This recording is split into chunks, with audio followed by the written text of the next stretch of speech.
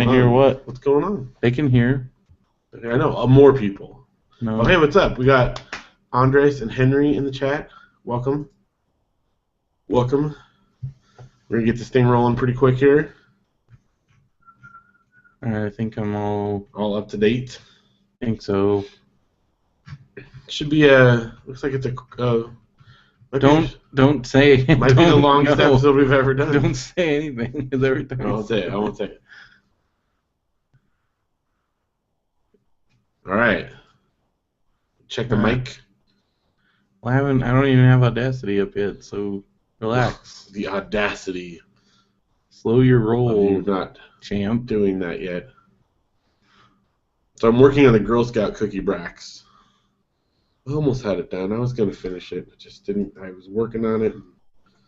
What about on Monday? What was your excuse? Trying to get the word out. What about on Monday? We were home. We were home. Kids were sick. Actually, Audrey wasn't sick at that point. Luke was sick at that point. Now they've traded. Audrey's sick? Oh yeah, Audrey's like got what Luke had now. I thought Luke wasn't sick. I thought it was just asthma. No, he's been sick this week. Asthma like aggravates it. Whenever he gets like breathing things, it gets worse. But he definitely was sick this week. Like he had fevers. Remember kids are sick like all the time. Kids are. I don't even think I was sick that much. Yeah. I don't know what to tell you. It's all your germophobia. Yeah. You're like. It's because I wash my hands. I think it is. Should just wipe my butt with my hand and never wash. Yeah, but it's all your like hand sanitizer and all that other. You're like causing super germs to infect your kids. Definitely. Well, there's something going on. I don't know any kids. I don't know anybody that's more like sick more than like your family. I know people all over the place that are sick. I'm just saying, you guys are sick. It goes through the school. Like every kid at Audrey's school is sick. Like this last week. But once one kid gets it, they all get it. Ugh, it's disgusting. That's what elementary school is like. Because they're spitting and picking their nose and eating it and swapping them. Audrey's lately has perfected the double nose pick. Yeah, she's been doing that quite a bit lately. I don't know why all of a sudden. Even at my most nose pickiness, I never did like the double. Well, I mean, it saves time. I get it. You know, why go for just one if you can do two?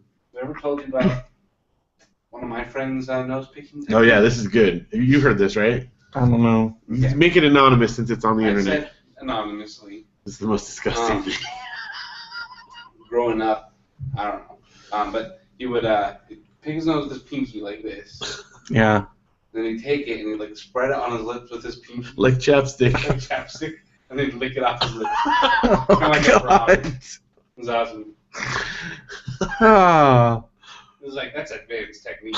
I mean, it takes some thought.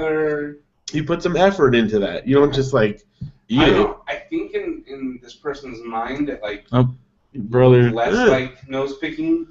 Do you think like he enjoyed it more? Like the spreading it thin, like. Well, it's kind of like aerating a good wine. You know, yeah. Out little lips to let it. Yeah. Well, I remember when I wasn't, because because Audrey. This is how I know that Audrey is a beginner, because she still thinks doing this like does anything. Yeah, like no one knows I'm picking my nose right now. But I remember being at that stage. Right. But then, here's the next stage. Here's the advanced technique. Okay. Because once I realized I wasn't fooling anybody with that, I did this. The head down on the desk. Yeah, oh yeah, you're tired. Head down on the desk, because then you can just go to town. And nobody knows. Right now, see, look. Like, okay, when I was a kid... In my eyes, but look, secretly. Dude, I just remember one time when I was a kid, once I, like, perfected the head down technique, gave myself a bloody nose in class. Like, in class. And then I figured out I could give myself a bloody nose and then get out of class. Yep. That's kind of messed up, right? Yeah. I feel like my sinuses are all screwed up because of that or something. I don't know. It's funny For a while, I was convinced that I had changed the shape of my nose. By your fingers? Yes. This book I just read, The Enchanted Castle. Yeah. Which is amazing, by the way, and we'll talk about it on the show, but there's a part where like this kid wants to come on the adventure with them, and he's like, you have to get back to work, and he's like, no, I I know how to make my nose bleed so that I can get back as late as I want to, and it looks, like he did it on purpose. He would just make his nose bleed. Yeah, you just if you keep picking, it'll come. I remember. When you're digging for I remember gold, my mom would just be like, "You keep giving yourself bloody noses. When are you gonna stop?" And I'm like, "I don't know." So you didn't pull the it's dry. It must be dry air. Yeah, but after like the 5th time, I think. Why is there blood crusted on the outside of your pinky or your finger? Then it's dry air. I don't know. No, I don't know what's going on, you guys. So whoever watches the YouTube and those in the chat get a little bonus nose picking. So yeah, once Audrey discovers the head down method, then it's all over. Next, telling you, because like she's gonna roll it to dry it out. Then you get a good flick. Well, that's when I mean, like, you might want to start checking her room for booger walls. Oh gosh. You know about the booger wall from moving into Stinky's apartment. Stinky, but then Jeb.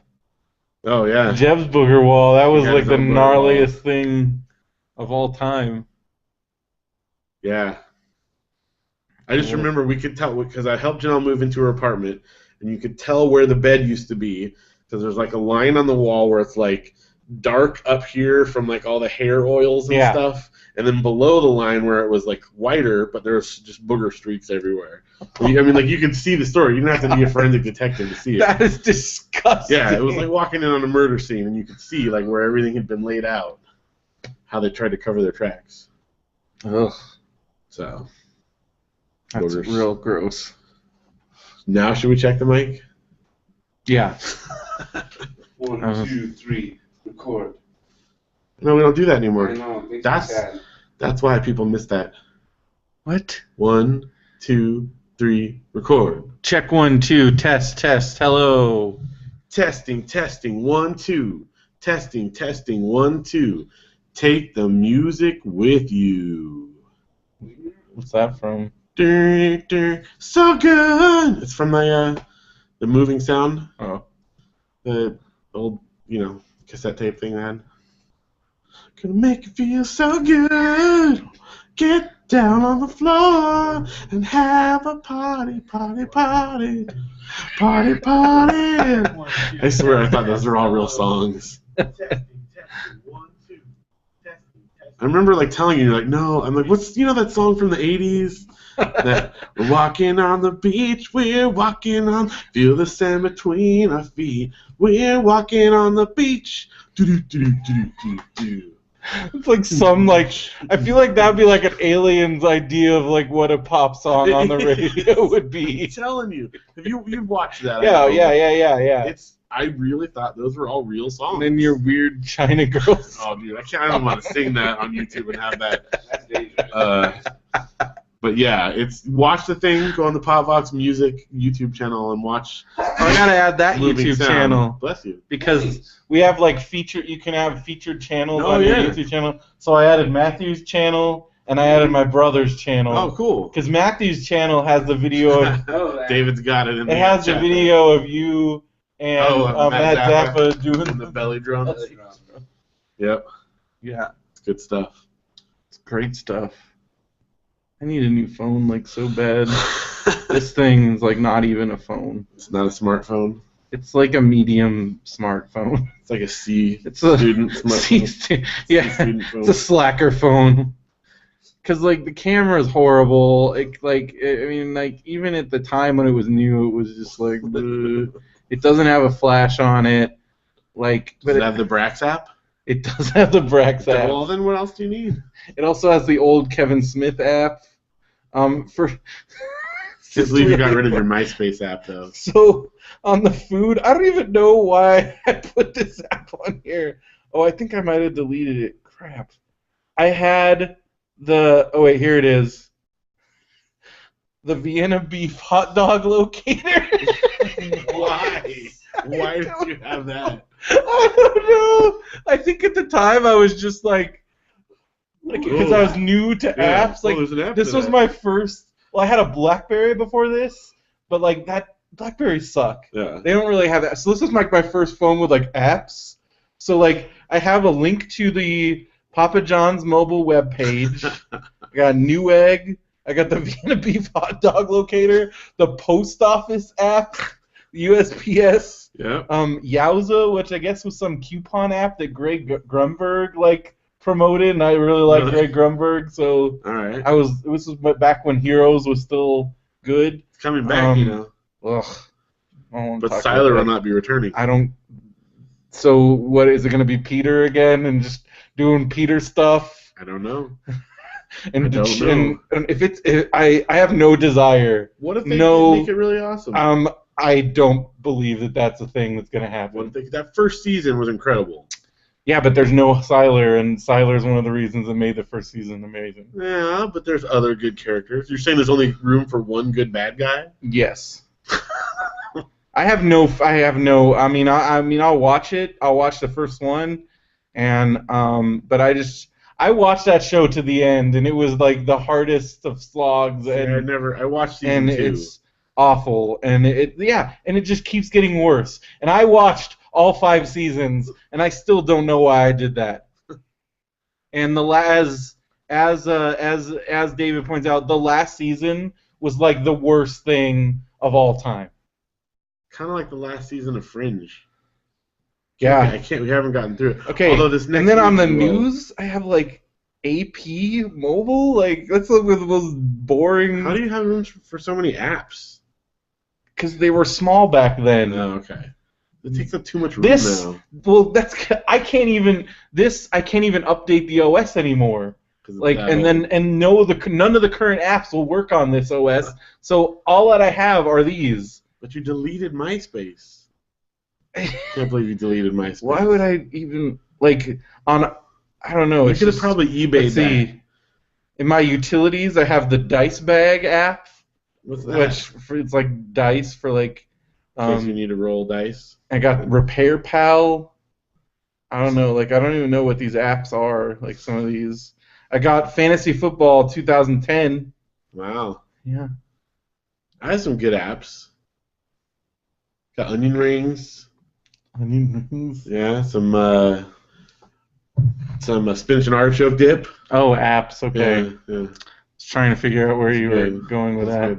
Did you read my show synopsis? I did. It's good. I already have like stuff to send back. I didn't You better get on that. Yeah. I've been working real hard. You know. I did. It was a short day. Stuff. What? Kids. Short. Coughing. Duh. I had to give it the last of my Nintendo win. Okay. That's pretty much what I did with the kids after school. I got a haircut. The last of the Zelda. Oh, yeah. I got a beard cut. Nice. Matthew Vecchio joined this video call. What are you doing? Well, I want to be able to look at the chat. You're going to have like a loop. You're going to create like a No, you vortex. can look at this. Hey, what kind of... Is that a Chromebook?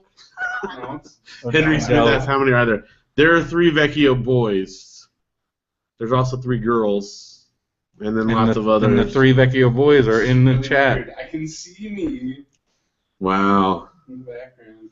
Whoa. He's creating like one of those mirror things, you know? Yeah. It's like... If you hold it up to the camera, you see your soul. I think it's like Tron. It's going to suck him into the program. They'll be stuck in chat. What if you turn on your webcam on there, and then you can He'll be in one of these little boxes, like going like this.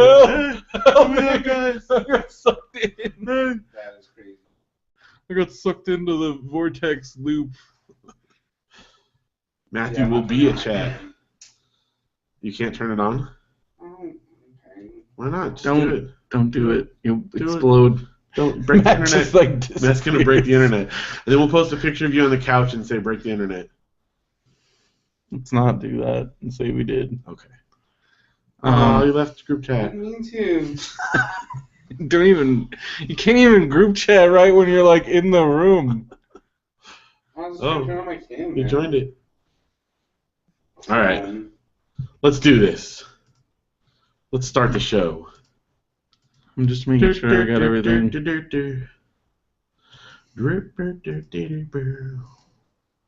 It's time to get things started on the Brendo Show tonight.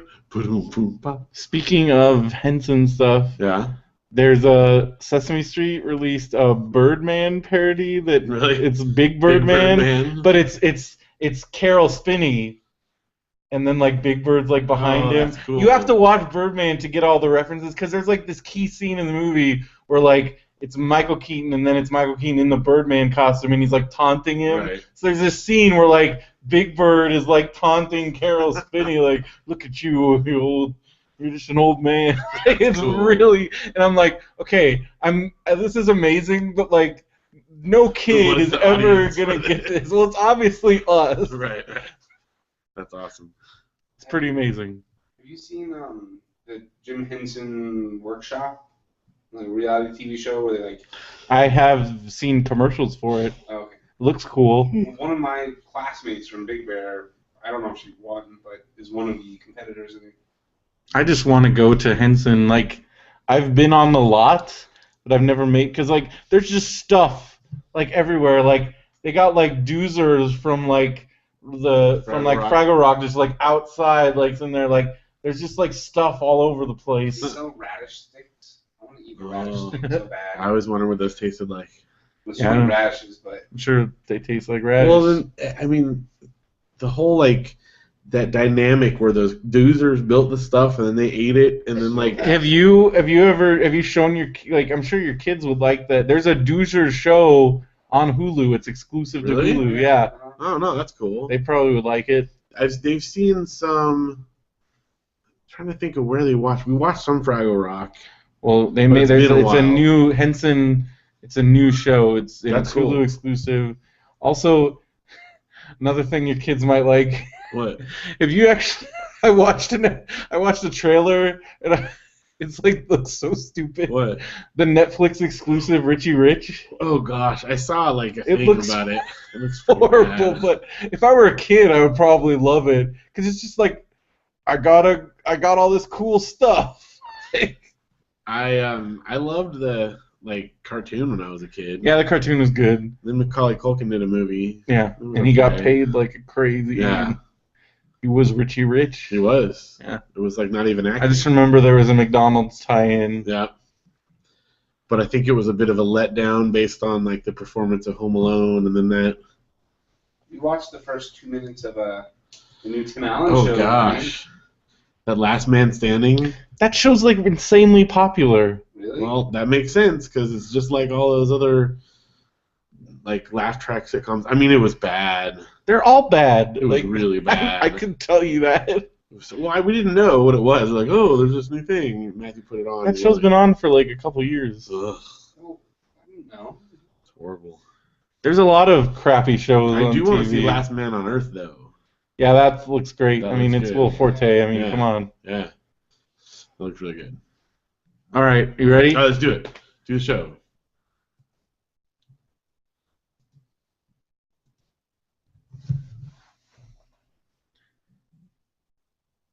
Hello and welcome to another episode of Radio BrendoMan. I'm Brendan Creasy, And I'm Phil Vecchio. and we've got Matthew in the studio. Sort of. He's like an On the- audience, he's studio in the, audience. studio audience. Recorded in front of a live studio audience. Yeah, in front of a live Matthew. So can you do the laugh track if we say something funny?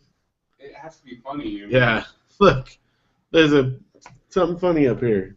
Well, Matthew's in the audience Well, come on, tonight. You gotta laugh. The audience chair. What if for like, I don't know, like a Patreon or something, we like rented the audience chair? Like you could come That'd be cool. for like, I don't know, Yeah, come however much. like for a certain donor I level. like that. You just kind of hang in the background. Seat on the couch. Yeah, it's good. That's a good It's a reward. good one. Comfy couch. Yeah, it's comfy. On the L-shaped. So, how's it been going? It's been going all right. Yeah. I started school this week, Yeah. so I've been I had to get up in the morning now. Have to have a schedule again. Sucks. Well, because the morning session is from 7 to 11, so I have to Ugh. be there at 7.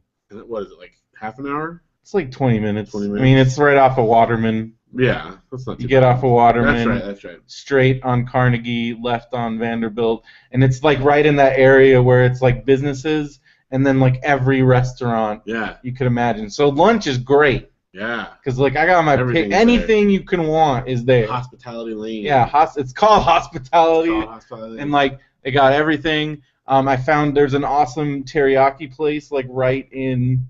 That's cool. But it's one of those. It's weird. It seems to be Asian teriyaki places, and then they play like K-Wave on the radio. Right. And it's almost where you're like, I don't want to be here. To get it to go. Because the radio, it's fine. I get it. You can play whatever you want, and that's your idea of witnessing is playing Christian radio in your teriyaki restaurant. That's cool. That is weird though, because that seems to be a common thing in like Asian restaurants specifically. Because remember, they're very evangelical the one people. by Biola, yes, and the one right across in Cyprus, and the right across from Brookside. The flame broiler right across from Brookside. Yeah. I just think it's because theirs was a little better though, because they at least had like Owl City type Korean. Stuff. I think it's Korean people. I think they're Korean Christians they're very evangelical people. But that's fine. I respect that. Christian radio is like the worst. It is bad. And Lee's Sandwich Shop. That's another one. Yeah, that's right.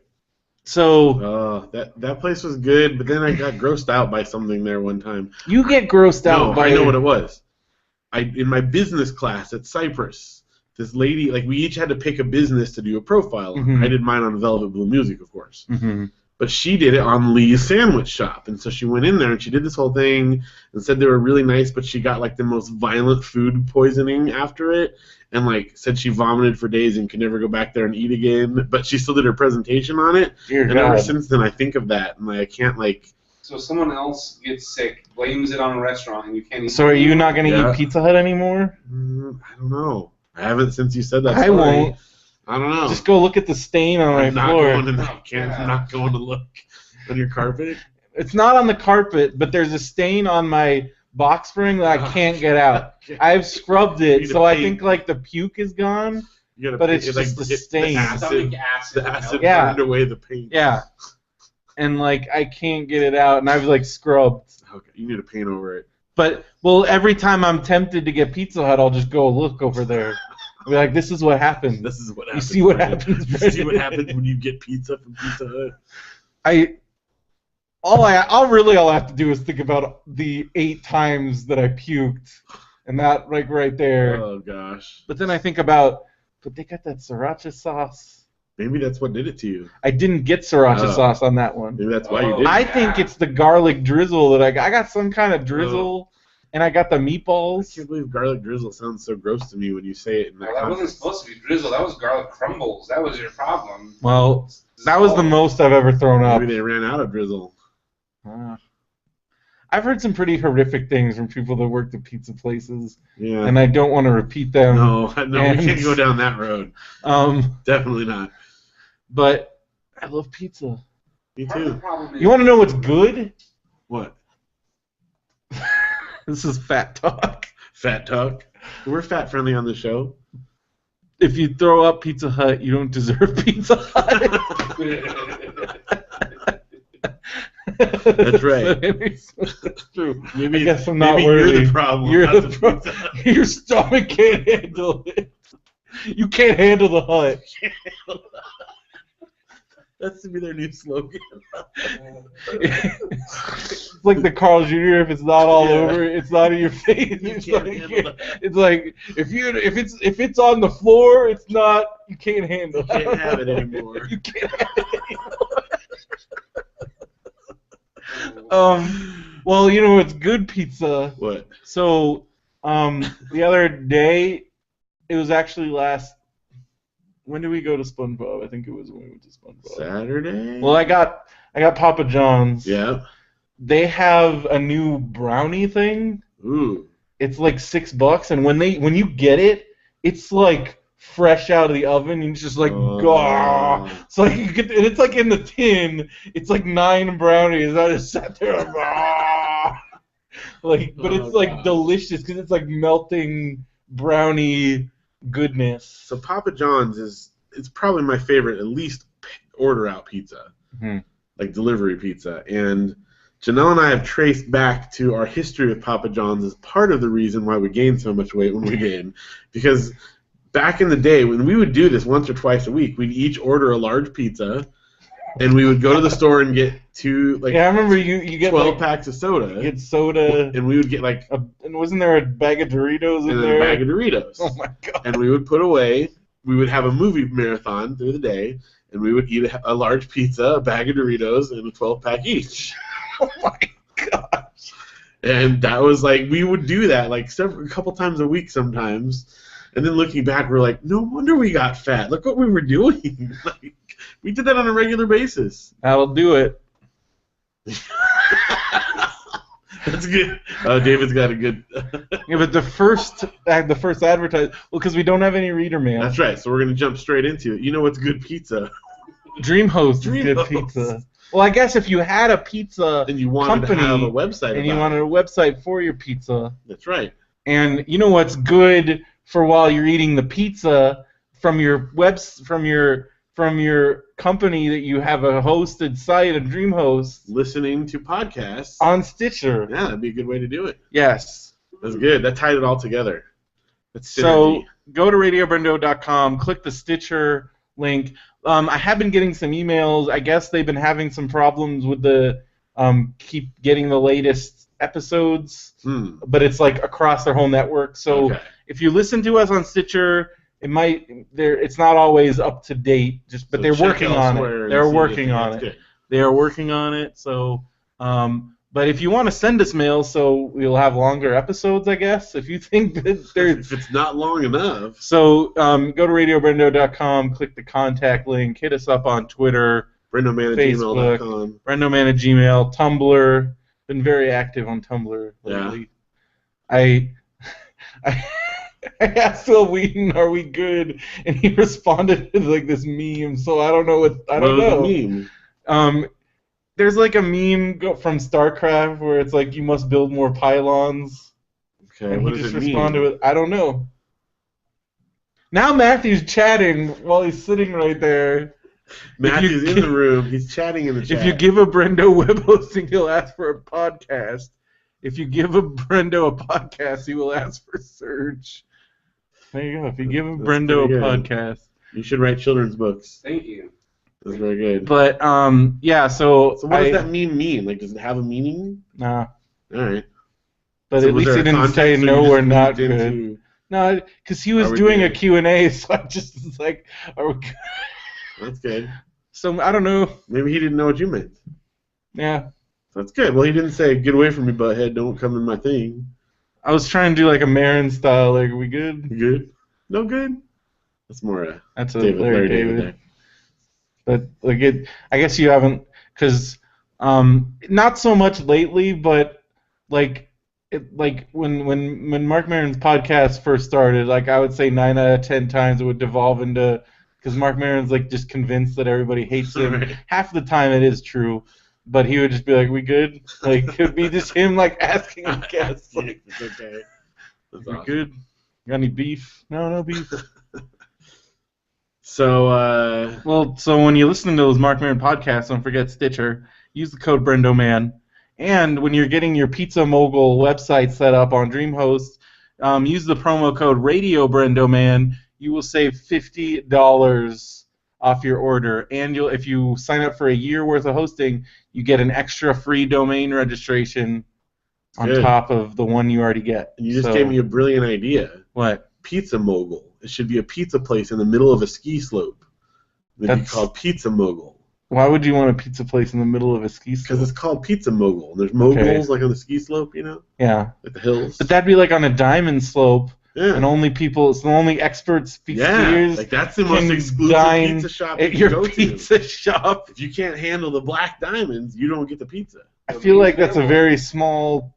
Plus, all of them are super spicy. So not only do you have to be a really good skier, but you have to be able to handle spice. It's a black diamond pizza only. So this is a black diamond pizza. Yeah, it's a black diamond pizza. On a black diamond ski slope. Pizza Mogul. So if you want this pizza, you have to put on some skis, go on a black diamond ski trail, and then you have to be able to handle the black. Matthew said pizzamogul.com is available right now. Somebody better get on that. Are you buying it, Matthew? Nope. Okay, would you it's want- open. To open our pizza. What if we get an opportunity to open a pizza place? I feel like as fats, we should never own a No, restaurant. definitely not. Slash, Like- couldn't handle food in. No, I could never work Yeah. in food preparation. Yeah, you would throw up on the pizza. Wait, what do you guys put in that? Huh? Yeast. Also, I just feel like if we owned a restaurant, we would be dead within because we'll just be sitting there like, Well, think like I can just imagine like I'm hungry. I'm gonna go over to the restaurant. I'm just gonna eat the all free cheese. Like, here, I'm sitting there, Our eating the complaint- toppings. Every pizza has to be like taste tested, so it comes with Yeah. one less slice. Well, my pizza only has 11 slices. It's a It's pizza -1. Test. That's our special. test piece. We gotta make sure it's quality. We have the taste tester. Quality control. Quality Every control, single that's right. pizza That's right. is quality. It's like the tester for the king. The taste tester. Yeah, Yeah. every single pizza. Yeah. But I only got one slice. Well, we had to test Well, it. we weren't sure after that first one. Better try it again. Oh, All right. you know what I am excited for? Because that? they're going to Comic-Con, and like by our hotel, there's this pizza place.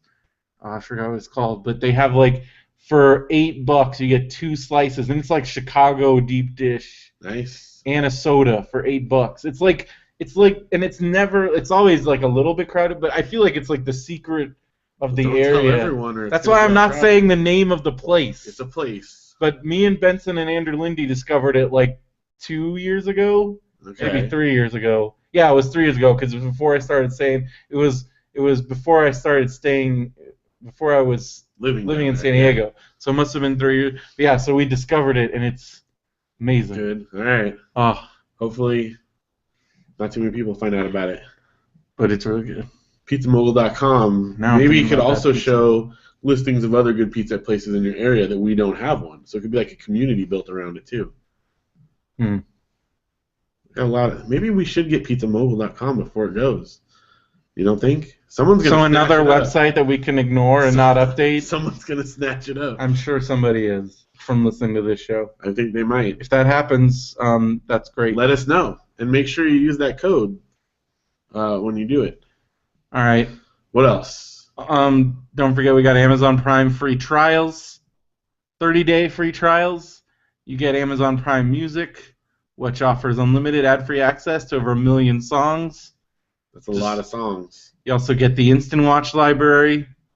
You get the Kindle Owner's Lending Library, free books, and of course unlimited free 2-day shipping with no minimum order size. It's good. All for $99 a year. So if you go to RadioBrendo.com, you get a 30-day free Amazon Prime trial by clicking the link that says Amazon Prime trial. Also, even if you don't have Prime, if you're Final shopping thing. on Amazon, click the Amazon button or banner, the link or the banner at RadioBrendo.com, and then do your normal Amazon shopping. And it helps us out. It helps us out. And it costs you nothing extra. Nothing extra, and you're helping out pay for our hosting bills, and then we we'll read also read the things anonymously, of course. It doesn't. anonymously. We don't get sent your name. We just get sent the items and how much they were, and And we our find out cut. what fun stuff you guys are buying. so this week we got an Omni Cruise throttle lock universal adjustable fit black aluminum What? I don't even know what that is. throttle lock. Is that a car part? Sounds dangerous. I still don't know what it is, and I see a picture of it. I there. think it's like for a motorcycle. It eases the stress on Yeah, riders' motorcycles. wrists. Oh, okay. It's like the throttle on a motorcycle. Oh, see, there you go. So like it's like a throttle lock. That's cool. Ooh, someone's fixing up their bike. yeah. That's cool. It has no reviews. I'm terrified of motorcycles. Do you know my story? I have 2 experiences riding motorcycles. The first one, I was in, I want to say 9th grade maybe, and a friend invited me over to his house to like ride a little dirt bike in his backyard. He got Mhm. one. He wanted me to try it out. Mm-hmm. So I got on it, and they showed me where all the stuff is, and I gunned it, and took off, and I zoomed straight towards the house, ran into the side of the house, but I didn't know how to stop it, so the wheel goes up on the house. I'm doing a wheelie up on the house, Oh my god. like this, and I'm screaming, and somebody runs over and helps me shut the thing off. That was the last time I drove a motorcycle. I was Wow. pretty terrified. You said you had two. Well, the stories. second one is I told that story to a friend of the family who had a motorcycle. He was like, "Oh, I'm gonna like take you out on a ride and like it'll help." That's what you of everybody your fear." says. So he took me on a ride around Big Bear Lake on his motorcycle, and so it's like a very curvy road. And he went so fast, like we went around the corner, and I'm just holding on to him. There's no seat belts on a motorcycle. Yeah. So I'm like holding around his waist, and as he turns, we feel like we're like at a 15-degree angle or something against the road, like rah, rah, and like I was screaming, I think, but I don't think he could hear me because there were like the wind's flying by, and it was nice of him to do, but it was like the most horrifying experience of my life. I have a great respect for people who can do that, and I am definitely way too much of a coward to do that. So. Anyway, I'd like to see pictures of it, though, and it looks cool in movies. I just don't like the idea that if you get in a motorcycle accident, you're either dead or severely injured. Well, that's the other thing, is whenever I think of motorcycles, I think of red asphalt. Yeah. You remember those, right? Oh, yeah, where they're like scooping the brains off the pavement and all that. The one that haunts me was motorcycles, and it was a guy who didn't have knee pads on. Oh, and yeah, he crashed yeah. and like skidded across the ground, and so it shows him like laying on the ground, and like his like where his kneecaps are. There's like just, nothing there, yeah. And yeah. I have nightmares of that still sometimes. Well, when Derek and I've told this story, when we saw a dead body, it was a motorcycle person. Yeah. That right there will do it. I've never been on a motorcycle. It's terrifying. I had a neighbor who I seriously was like about to get on. And I feel like my mom had like 6 mom sense. Because like my mom was at home, but like she was working. She has a headset on. Right. So I have no idea. I to this day feel like it had to have been some kind of 6th like mom sense. Because she just comes running outside and it's like, Brendan, John, Grayson, get off of that. And that was the end of my motorcycle. That was the end. Well, I was the kid who like I wanted to be cool with my bike. Yeah. We had like the dirt hills like you could do jumps off of in our neighborhood. I'd like go over them and try to like pop a little wheelie or something. That was about it. Like the other kids are doing jumps and doing all kinds of crazy stuff. I was always like Also, I was too big. I don't like getting hurt. I'm not that coordinated. I've never broken a bone. I mean, I broke a pinky toe once, which they don't even do anything for that. So no broken bones. I did that by playing soccer with a basketball with my shoes on. I still don't know how I didn't break all my toes when I smashed my foot. Ugh. When you fell down the stairs? Yeah. Yeah. I broke my tailbone. That sucks. Yeah, Matthew brought his tailbone. How'd you do that? Yeah, ice skating. Skating? I broke my arm ice skating. Broke my tailbone roller skating. Ugh. You should stop skating. I have. What would you do? Phil used to skateboard. Yo, this is true. I did that too. I think I've told that story, right? I did that, yeah. Then my parents got like 2 items. It was from a storage space. Yeah. They pulled out a skateboard and a guitar, and I was the oldest, so they gave me the first pick.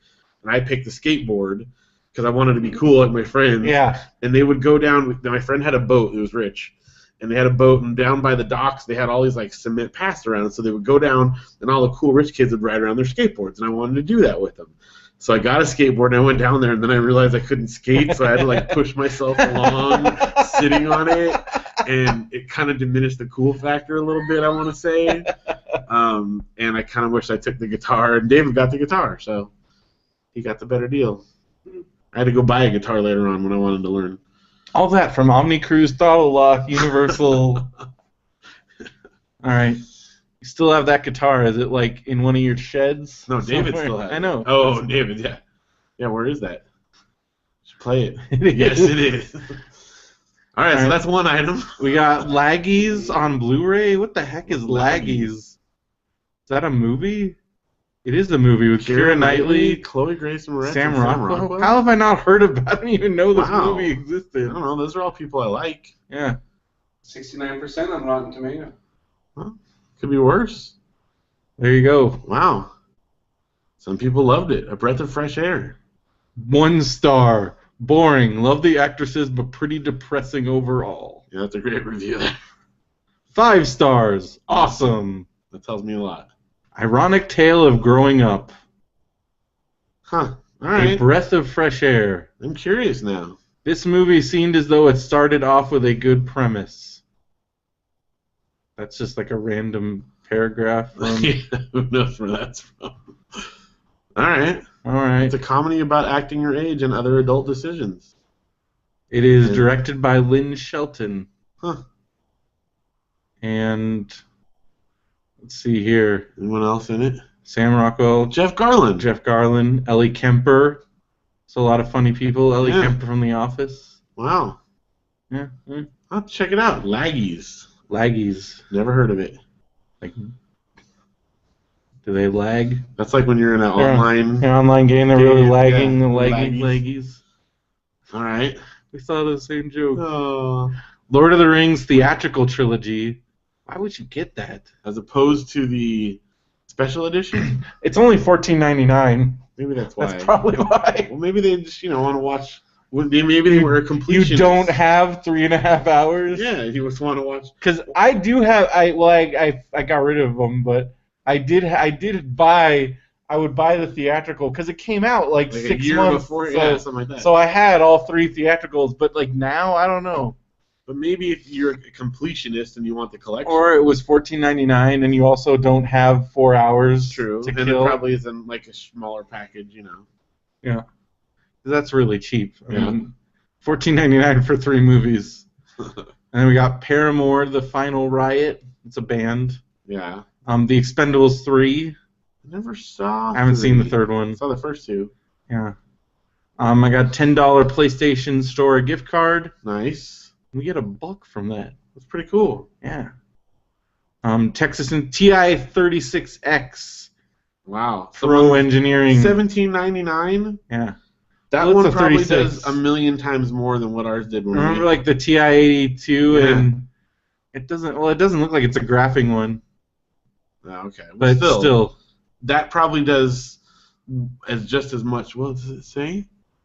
It does multi-view, multiple calculations. It's like an engineering calculator. It's not a graphing. Okay, not a graphing. Like those graphing calculators, man. Like, I spent like $200 on mine. well, I had an 82, and those were like $100. Yeah. Like the 85, like the T85, that was like the top of the line in like the mid 90s, and those were like $200.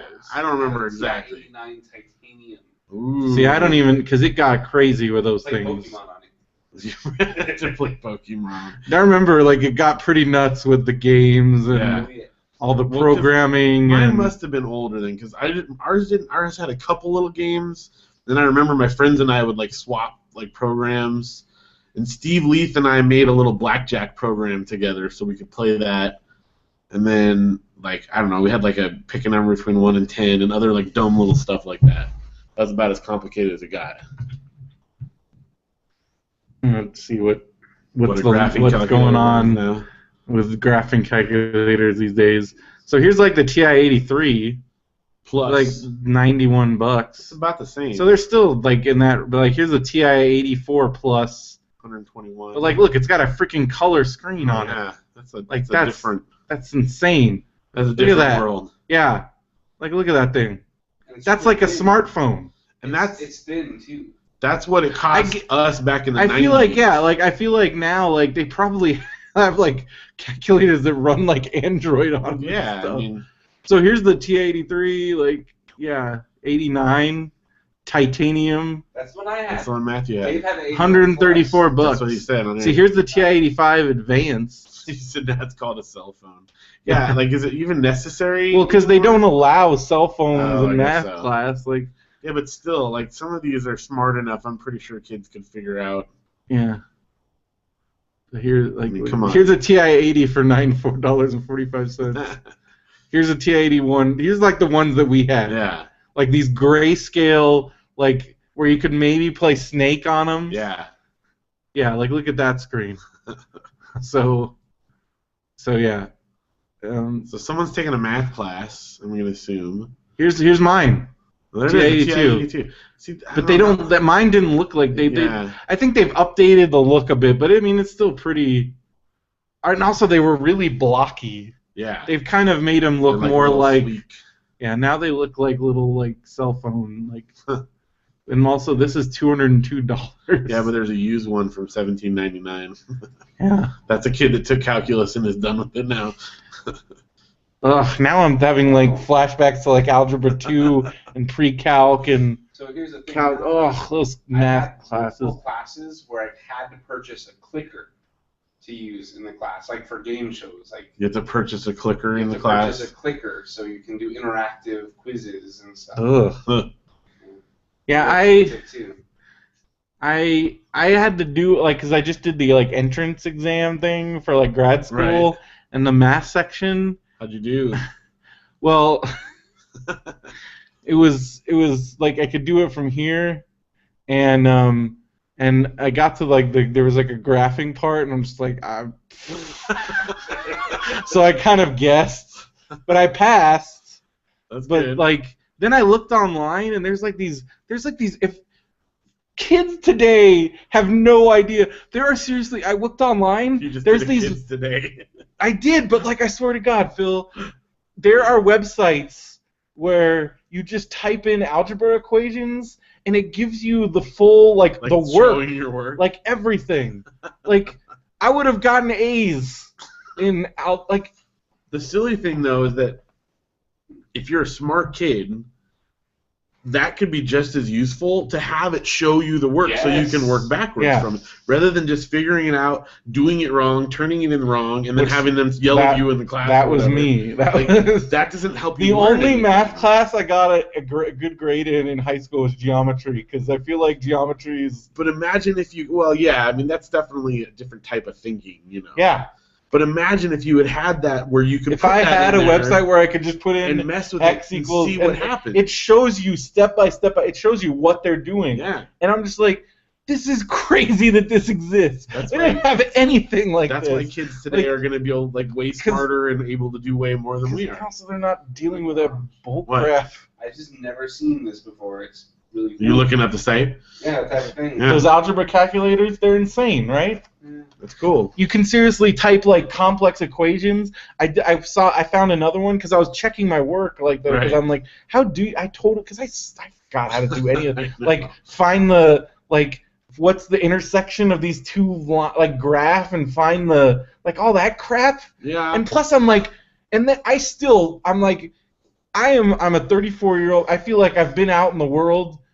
I've never used a freaking unless you're like an engineer. yeah. Like, because I remember my teachers like, there's a algebra, like proportions and stuff, yes. Yeah. Absolutely. Definitely. Percentages, I feel like statistics, that kind of stuff, Right. I've used that stuff. I've used things like that in work. I've used algebra, like what are those things? Like proportion stuff. Yeah. Like solve, and then you Ratios. solve for X. I've used that. But like when it's like find the point on the line and like that algebra 2 crap and like what is that for?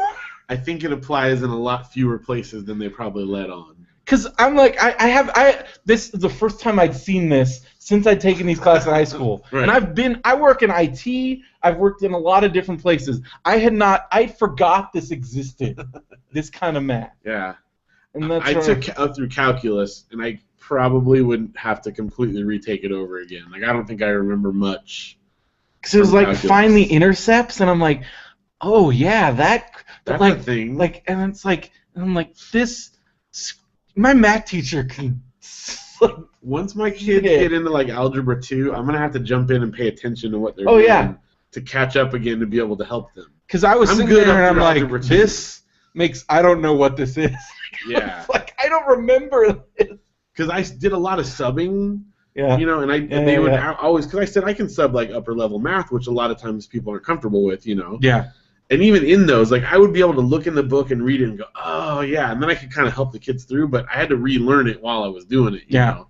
Well, now there's Whereas- these sites where you So seriously now, just yeah, put in the coordinates and they show you the graph and everything and like. copy it all down. And like it, but like the algebra calculator again, it's crazy because it's like we did this. It shows step by step by step, and And again, I think that's a useful learning tool. yeah, I just wish I had it for those long nights and Right. freaking pre-calc homework, Yeah. like 50 problems and show all your work and I remember the day because I'd done early admissions at Biola, and I had more than enough credits to graduate from high school. And when my mom like told me I could drop my pre-calc class, it was the best day of my life because I remember I came into class, I had the form, and I'm like, and everybody else in my class was like, "How did you do that?" And I'm like, I don't need this class. My mom said I could drop it, and they're like, I want to drop this. So like, then like 8 other people did the same exact thing because they're like, what about college? I'm like, I already got accepted, and I have the minimum. Like they already said like you only need up to this. Right. So I was like, I'm done. I'm out of here. Because because like the original pre-calc teacher was sort of cool, and then we got the student teacher, and she was like the worst teacher ever. And I was not. It just was not happening. Like I was not learning. My mom even hired my friend who was like expert to like come over and tutor me. Like she paid my friend money, Right. and he even told her, he's like, Mrs. Creasy, this is not happening. Like, so I'm like, I don't know. I remember. Okay, so I had the same teacher for like trig and calculus, and I remember like his homework policy was you had to bring it in, and it had to be. He didn't care if you had the answers right, but you had to have the problems written out and like, show your work and stuff.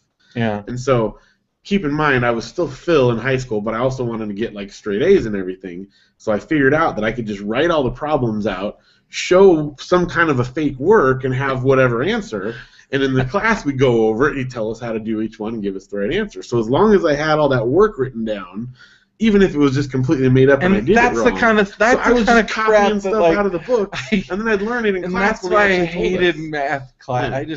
But that's bad hated it. teaching, though. That's not necessarily the class either. But like a lot of math just felt like that. Like I'm like, what's the point of all this? But I'll tell you what the point was. I didn't have to take math at Biola. I didn't have to take math in college. Ugh, nature of math. Yeah. So it was all worth it. If nothing else, even if I never used calculus a day in my life, it was worth it because I didn't have to take it in college. The only reason why I kept my nature of math class was because afterwards Jerry and I would go to Eagle's Nest, and that was like my hangout time with Jerry, and I did not pass that class. Which is sad, because it's seriously called Nature of Math. You don't even have to know how to do it. You just have to understand what it's like. Nature. You know, it's like numbers and stuff. Come on, guys. In Flatland, as David pointed. Yeah. Like, and I think that's the only... I got a D, so it doesn't transfer. So you can't keep the units. Yeah, but it's okay. I went to an even dumber school where you had to have either a math or a science. Oh, yeah. And since I also didn't have a science credit because I had failed the biology class from Biola because it was at 7, and I failed my astronomy class because it was at 7 a.m. That doesn't make sense. That should be late at night. That should Exactly. be a night class. It's an Why is that in the astronomy morning? class. And it was at Palomar College, which is right next to Palomar Observatory. Did we go to Palomar Observatory? No. It was freaking stupid. That class was stupid. I did not like that class. And then... So I had to take the science class at the Bible college. It was a pretty dumb class. I bet you passed it, though. I totally passed it. But it was basically like, we are required by the accrediting board to make people take a science class, so here is the dumbest science class. I was dumb. I don't remember anything from it. So someone bought a graphing calculator. Yes.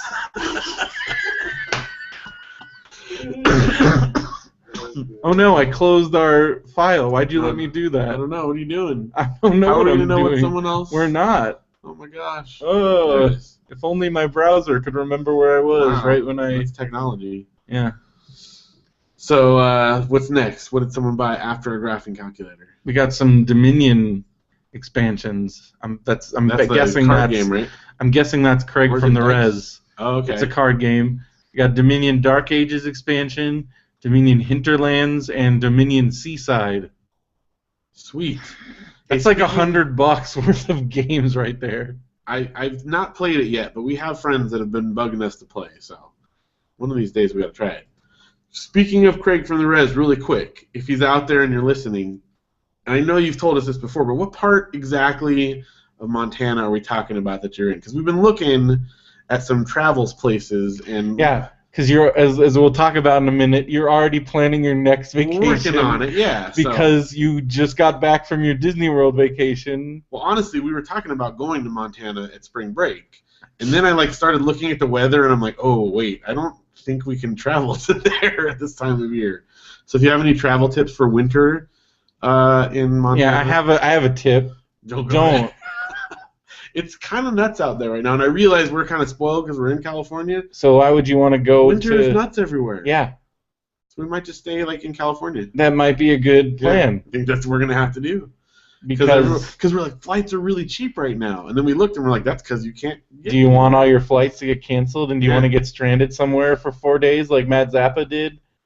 Like, See, do you it want to live in an sounds airport exciting. for a while with your kids? That sounds exciting. With your I was kids. gonna say until you bring the kids into it. If it was just us, Hey, kids. we used to guess what? dream of getting canceled flights so that they would like, well, not canceled from weather because then they're like weird about it, but like them getting delayed and they ask you to like stay over for a couple days because they overbooked the flight. Yeah. I would like dream to that. Yes, please, because then I'd get like free flights and free hotel and. Yeah, you don't. Now with kids, that doesn't work anymore. Hey, kids, guess what? We get to sit here in this airport Yeah. for 8 hours. Yeah, that's Enjoy not good. that, kids. Not good at all. Times are different. What was that? That was my phone. Matthew's making noise. Matthew's Sorry. beeping. I was Matthew. looking at ski resorts in Montana. This one has 82 inches of accumulated snow right now. Jeez. Yeah, so we're probably not going to visit there right now at spring break, but I am curious for any travel tips because we're thinking about it, but probably not spring break. So, is that the last thing people bought? That is That it. is it. Thank you guys so much for buying stuff. As always, we appreciate the support, and it helps us out. Okay, so this week I was in my car Yes. and get my best thinking done when I'm in the car, when I'm in the shower. Of course. And I realized on the way home on yesterday that you had not started your week without Nintendo as we had originally right. scheduled. And part of it, and we talked about this because I kind of forgot about it, and we didn't mention it on the show last week because that's when we were going to do it, and then I just kind of forgot. So we decided to postpone it until tonight, so that Starting now. so it's now. Like I was just telling Like, Brendan you before don't we get to came. play Nintendo until after we finish recording Radio BrendoMan. No, before No. because I stopped before we got here. Yeah, but you're going to stop, but then you start. You're I not stopped. going to. The last time I played was at 9 o'clock. Yeah, that's what I'm saying. So next week at 9 o'clock I get to play again. But then you won't come. If you start at 9, you won't come over here. Well, I'll play on my DS. So it's starting at 9 p.m. Starting at 9 p.m. I need a witness that he wasn't playing Nintendo. Because what were we doing at 9? At 9? Was he playing any video games? Was the Wii U on? What we were watching a show. You don't remember what show we You were were watching a show on your Wii U. YouTube on the Wii U. That's not allowed. So it didn't start at 9. I'm sorry. Boom. Damn. Fine. 10 o'clock next week. No. Not Yes, that's when we came over. Okay, fine. Well, because at 10 o'clock I went and updated the file Yeah, real quick. okay. So 10 o'clock next week. Because you said yourself you can't watch. I gotta get the. It's your fault. I gotta Okay. log in on the TV. Here's my question. Okay. What happens when your kids want to play Zelda? Well, we've talked about this, but I'll go over it. I'm allowed to like help them get set up. I'm not gonna play, but like I can switch But like the games Wii U out one, it's they just watch you play. Well, on Twilight Princess, but they also know how to play. Like it's, I mean, that's the one. So we're doing what together. happens when your kids have a tantrum? Wind Waker though? They can do Wind Waker. But aren't they gonna want to watch Twilight Well, Princess? hopefully, between Okay, Wind Waker, kids, your Uncle Brendo and your Uncle Josh it's all their fault. won't let me No, play. okay, I've been setting it up. They can play Wind Waker because they can do that on their own because Yeah, we've already yeah. played through that once and they're familiar with it. Okay. Luke's been playing through Ocarina of Time on his DS. Yeah, I'm aware of that. So he's got that. But I also know that they specifically ask you Yes. to play Zelda. But I've been hyping up this new game I'm going to show them. Uh-huh. And I told them, like, this weekend it's a special new game they're going to get to try out. And it's called Katamari Damacy. Ah. And I'm hyping it up and talking about how cool it is. Ah. And Luke's, like, excited to play it. So I'm hyping it. Oh, What if they and- hate it? Oh, come Oh my on. gosh, no What one- human being with any sense of fun would not like Katamari? I don't know. What if your kids are dumb? No, there's no question. If they are my spawn, they'll like it, of course. What? But then I've got another great idea too, because Kingdom although Hearts? different, well, Kingdom Hearts is cool too. But I was thinking Shadow of the Colossus. That'll scare them. Why? Your kids are scared of a lot of They things. like the end bosses. We just fought a giant dragon in Twilight Princess. Okay. Because the whole thing is he's riding around on a horse. He's got a Your sword. kids get scared really Eco, on the other hand, or easy. That would freak them out. like that one. I think I don't know because those ghost things like They would Janelle freak can't out. Even, like, They would handle freak those. out. I guarantee you they would freak out. That one, but the puzzles on that are really cool. I don't know. We'll see. Well, We'll so you're see. gonna be playing your PS2. Plus, I got PS2. So you're I gonna got a hook that Sega up. Genesis, You're which hooking is that up to already the big hooked up. TV. A PS2. I might just leave it where it is. It's already hooked up for the The small one. PS2's hooked up. On the small one. Why yeah. are you gonna make your? You have a giant, awesome TV. I don't know. It's effort to move it over there. You're gonna play it on that little baby You gotta TV. unplug it and move it around. Oh, see, that's the other thing you haven't realized yet. Once you go HD, going back. I good do. luck. I watch stuff on my other TV all the time. Ugh. No, you don't. In our bedroom. That's a flat screen TV. It's No, not it's not. HD. It is not HD and it's not flat screen. Yes, I thought you had a. The TV Phil in our does bedroom. not own an HD television. No, not at all. Another giant. It's giant, but it's an old CRT TV that I got secondhand. Isn't that just horrible? No. Doesn't that everything look like crap? It's fine. Oh, It's fine. ugh. It's maybe a flat CRT, but I don't even know if it's that. What, the one in your? That's In our that bedroom. tube one that I gave Yeah, you. that's like an old. That's old. It's like an old Magnavox. Yeah, You gave it to him. It's your fault. yeah, like years ago. Well, this guy won't. Otherwise, he would. If it was up to Phil, he'd still have that old TV Oh, I from miss like. that so much with the click dial. Gosh, why'd you guys make me get rid of that? Stickers all over It it. was a piece of crap, Still regret losing that. and like the colors were all screwed up. Yeah, it and, had like, the little pink spot in the upper left No, and a little washed out spot in the bottom right. I understand where this comes from. Has Phil ever told you about our childhood TV? Yeah, you know how long our childhood TV lasted? I know how long my childhood When TV I was a lasted. kid, we got this TV. I mean, how old was I?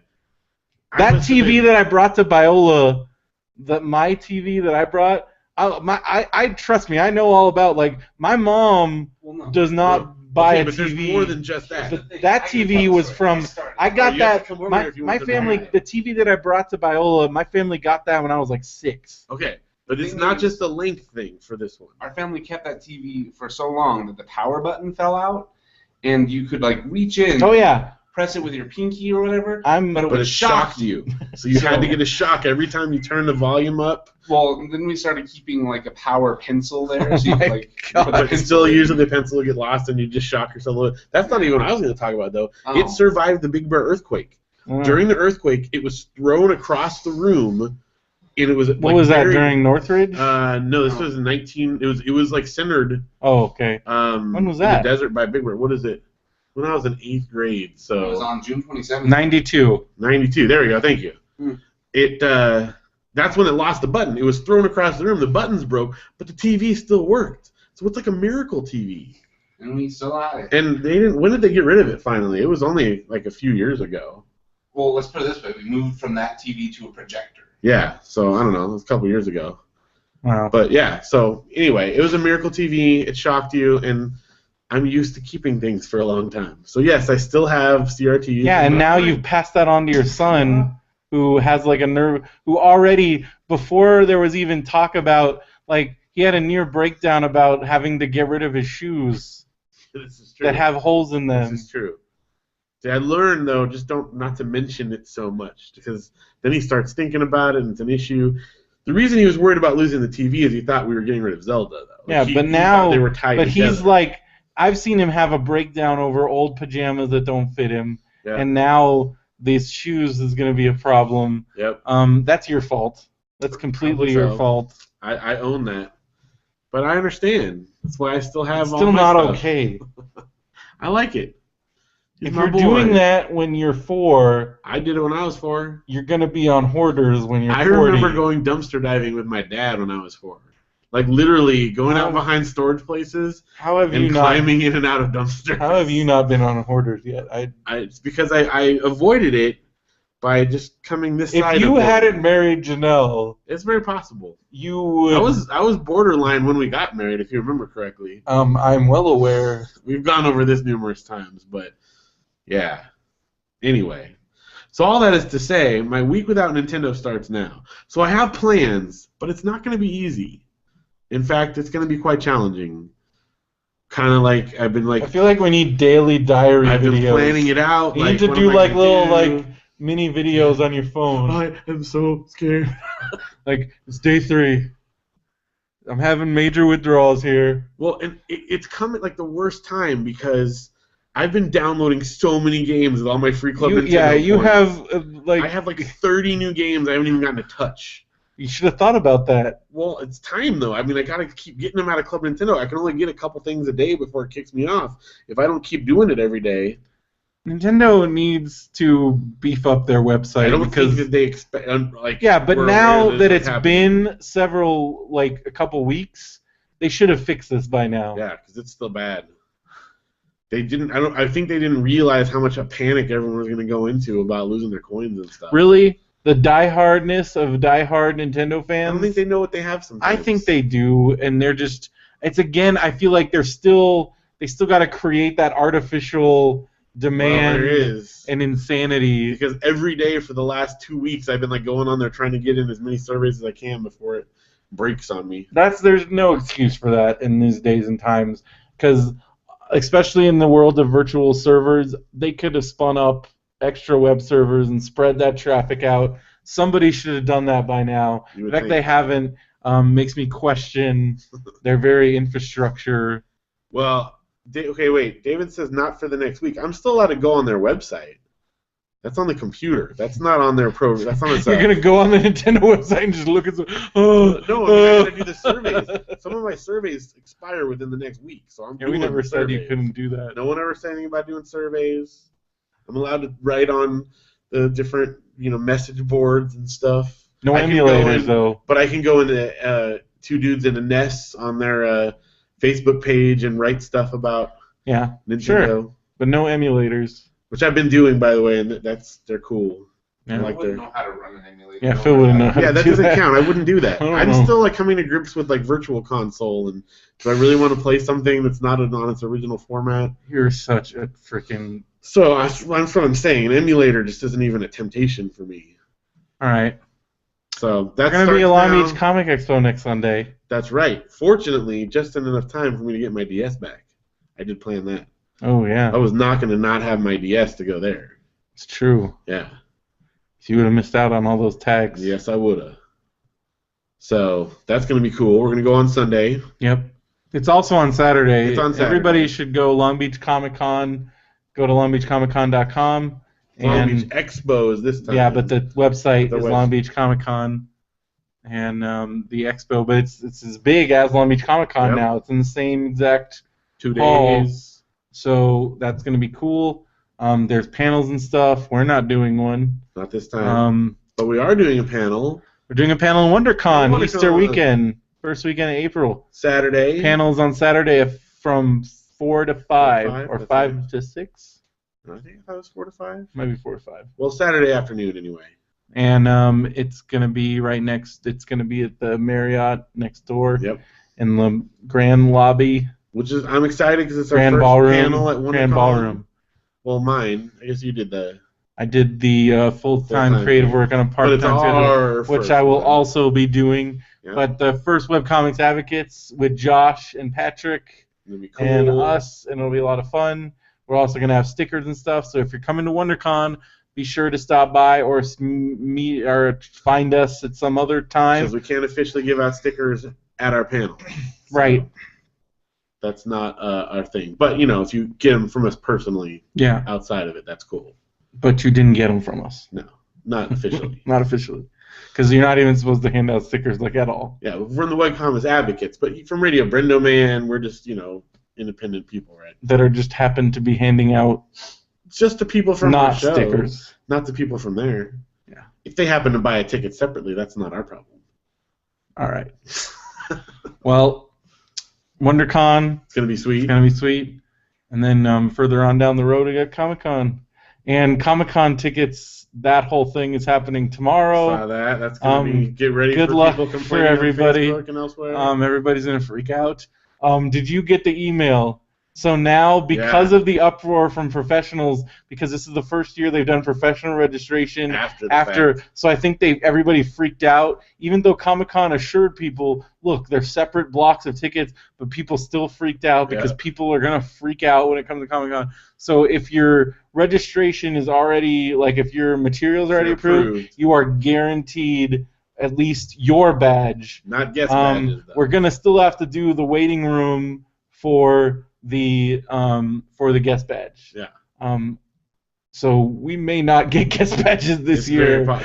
Especially because now people are even more freaked out about it, so Yeah. everyone's going to be camping out. Everybody, well, that's the thing with the waiting room. It doesn't matter if you come out. You can get there 10 minutes before. You can get there an hour before. It's still completely random. Okay. Well, You basically how it works, because it's the same way it works now with the regular tickets.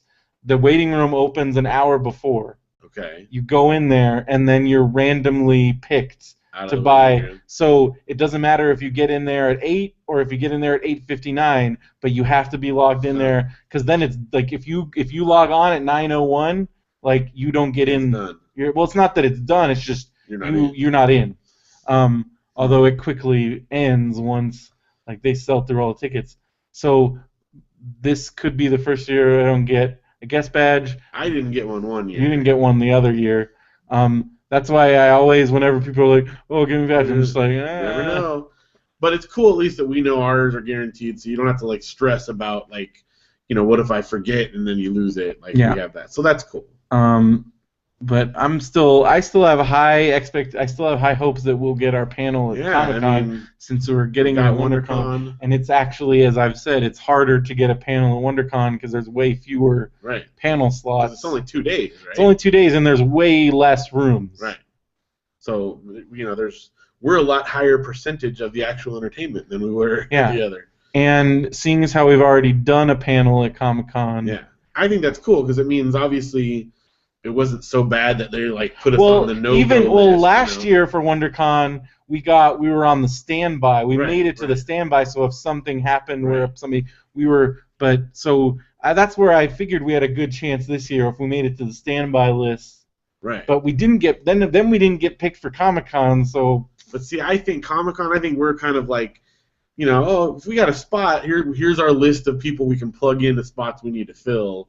Not that we're bad. You keep telling yourself that, Phil. I think that's how it works. They are like, oh, these webcomics. No, I just mean, I think they have, here's their A list that, everyone's got it. You get all these. We're on like the C? I think we're probably on the, like, whatever the list is, where if we've got nothing else, here's some people we can plug in. G list? I think we're on that list.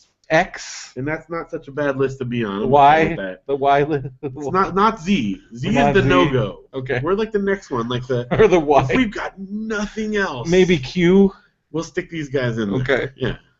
Well... And sometimes that works. Hey, all I know is I will never forget when those two old dudes, legitimate cartoonists, said it was the best panel they'd ever been to. And those guys have probably been going to Comic-Con since like the 70s. Yeah. I mean, to me, not that I don't want to continue to aspire, but we've already had panels. We had a panel at Comic-Con. That's pretty awesome. We've achieved that. What's bigger than that? I don't even know. Like a bigger panel at Comic-Con? Yeah, I guess. But I mean, still, like that's moving up rooms. That's a cool accomplishment. I feel like this room at WonderCon might be the biggest room we've ever done a panel. Which does make me a little nervous. Yeah. But Patrick's been doing well. Webcomics, I think we're pretty well established. Usually we're the only webcomics thing that's going on, or one of the only ones. Yeah. At least at the smaller conventions. But I feel like webcomics people are familiar with us. Yeah, the people that go to our panels. There are people that have been going to our panels.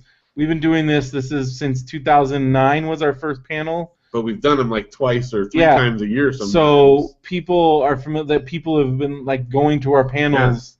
Yeah. Like we have a community, which is cool. Like I remember the year we were walking around Long Beach and we saw like 6 different people that had tables that started off just by aspiring webcomics people that went to our panels. So and we've actually had people say like that we helped them get started in it, which is cool. So I feel like we've accomplished some stuff with that. That's good. And that's all. That makes it great. Yeah. All right. Well, that's WonderCon. So what about anything? You got nothing in your Phil stuff to mention? Well, I figured we'd talk about the Nintendo stuff up there. Okay. I don't know. Kids have been sick. What else have you been doing? That's just pretty much it. Like when they're sick, it takes everything. Yeah, because I guess you can't just be like, oh, you're sick, just sit there and I'm going to go over here. Yeah, like they want to, like when Luke's sick, he's like, Daddy, watch a show with me. Daddy, read me a book. Dad, I mean, like, it requires 10 times more attention. When he's feeling good, I got to, like, go do something. He'll go, okay, I'm going to go read a book or I'm going to go color or whatever. But now he's got to be entertained. And then and Audrey is just as bad. She might be even more dramatic when she. Audrey gets crazy dramatic. Today she does like the damsel in distress hand. She's like, I don't think I can walk into the house, Daddy. I'm like, oh my gosh, I think you can walk. And so, to floss her teeth tonight, Janelle had to hold her and tip her head backwards, and I flossed her suspended above the floor because she didn't feel that she could stand. Keep in mind she's got a really bad cough. That's what we're talking about here. Not I like can't polio. even stand up. Yeah, so it's not a productive week. It's a surviving, like, oh my gosh, but also trying not to get sick myself, You're gonna get sick. I have to consciously think about like not eating after their leftovers and stuff, which is not easy to do. So, anyway, I mean, honestly, aside from, well, we had some hangouts last weekend, which we'll talk about at movies. Aside from doing that, I mean, that's it. I haven't done anything exciting. Okay, here's how bad it was. And it was kind of a little milestone here, but we actually dropped off Audrey from the drop-off zone this week instead of getting Luke out of the car because he wasn't feeling good, which is huge. Because normally I go park the car, we all get out, and I walk her down to her line, put her lunch in the thing, and then see her off to class. And now they have like a drop-off thing, and the parents can just pull up and the kids, go off and walk down and do it themselves. She's totally capable of it. It's more for me. I'm like, oh, I'm going to see my baby off to school. So, like, the first day I did it, it was Tuesday because Monday was no school. I pulled up to the, drop-off thing, and the principal's out there, and then, the yard ladies out there, and they see, because they know I come every day, and they see Audrey get up, and they start, applauding, and they're like, yay, Audrey's getting dropped off! And, they all knew, so I was, a little emotional about it. But anyway, it was that kind of week, so Luke didn't even want to get out of the car because he was so, feeling bad, so. It's not very exciting, but that's what I did this week. Ugh. Yeah. No, thank you. I know. So we didn't get to do. Well, you were busy this week too. Well, I was busy because I started school on Tuesday. Yeah. Because Monday was a holiday, and then we went to the movies on Monday. Was that Monday? Yeah, that was Monday. We went to the movies on Sunday and on Monday. That's right. Yeah. So then on Tuesday I started school at orientation, and then I had my first they call it mentored learning, but basically you do so before you take the way this school works, because it's for certifications. So you basically at the end there's multiple ways. Really, all that matters is certificates. So some people, they can just buy the book or whatever and then study real hard and then take the test. You don't have to take this expensive class. Right. You can, but I'm not really good on the self-studying, read a book, learn the material on my own. As we've seen from our various online classes. Yeah. And so this one you actually take an actual class. Okay. And it's like an actual class, and then you take the exam, and then but you don't go have in to do this. So, but what they do to prepare you for the class, because it is a ton of material, in a short period of time. So basically, to prep you for the class, they have you do 100 hours of lab work before you do the class.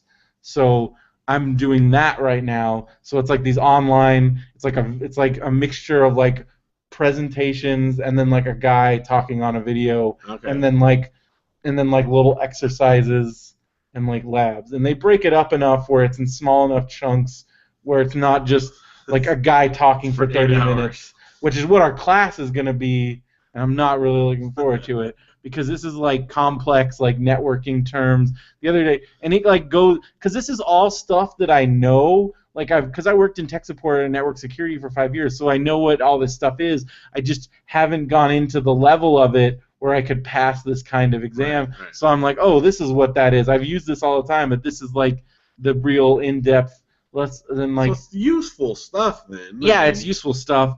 And so I started doing these labs. I'm already I don't know if I'm going too fast or what, but I'm already I'm way ahead of where it says I'm supposed to be. So I don't know if I'm doing it wrong. But I've been going. But I might end up having to go through each one twice because I have. Don't be an overachiever too much. Well, because I have from now until my end date, which is May 9th, I have to do 20 hours a week of either being in a class or in that lab doing lab work. And so if you finish early, I still have to do 20 hours a week. So I don't know. Maybe I need to slow down a little bit. So hard. Well, it's just like I don't know. Because the guy next I'm like I have a guy like a buddy kind of that I met who was in the same classes that I am. So we're kind of okay. Then he's pretty cool. He's a cool guy. Get the buddy but system.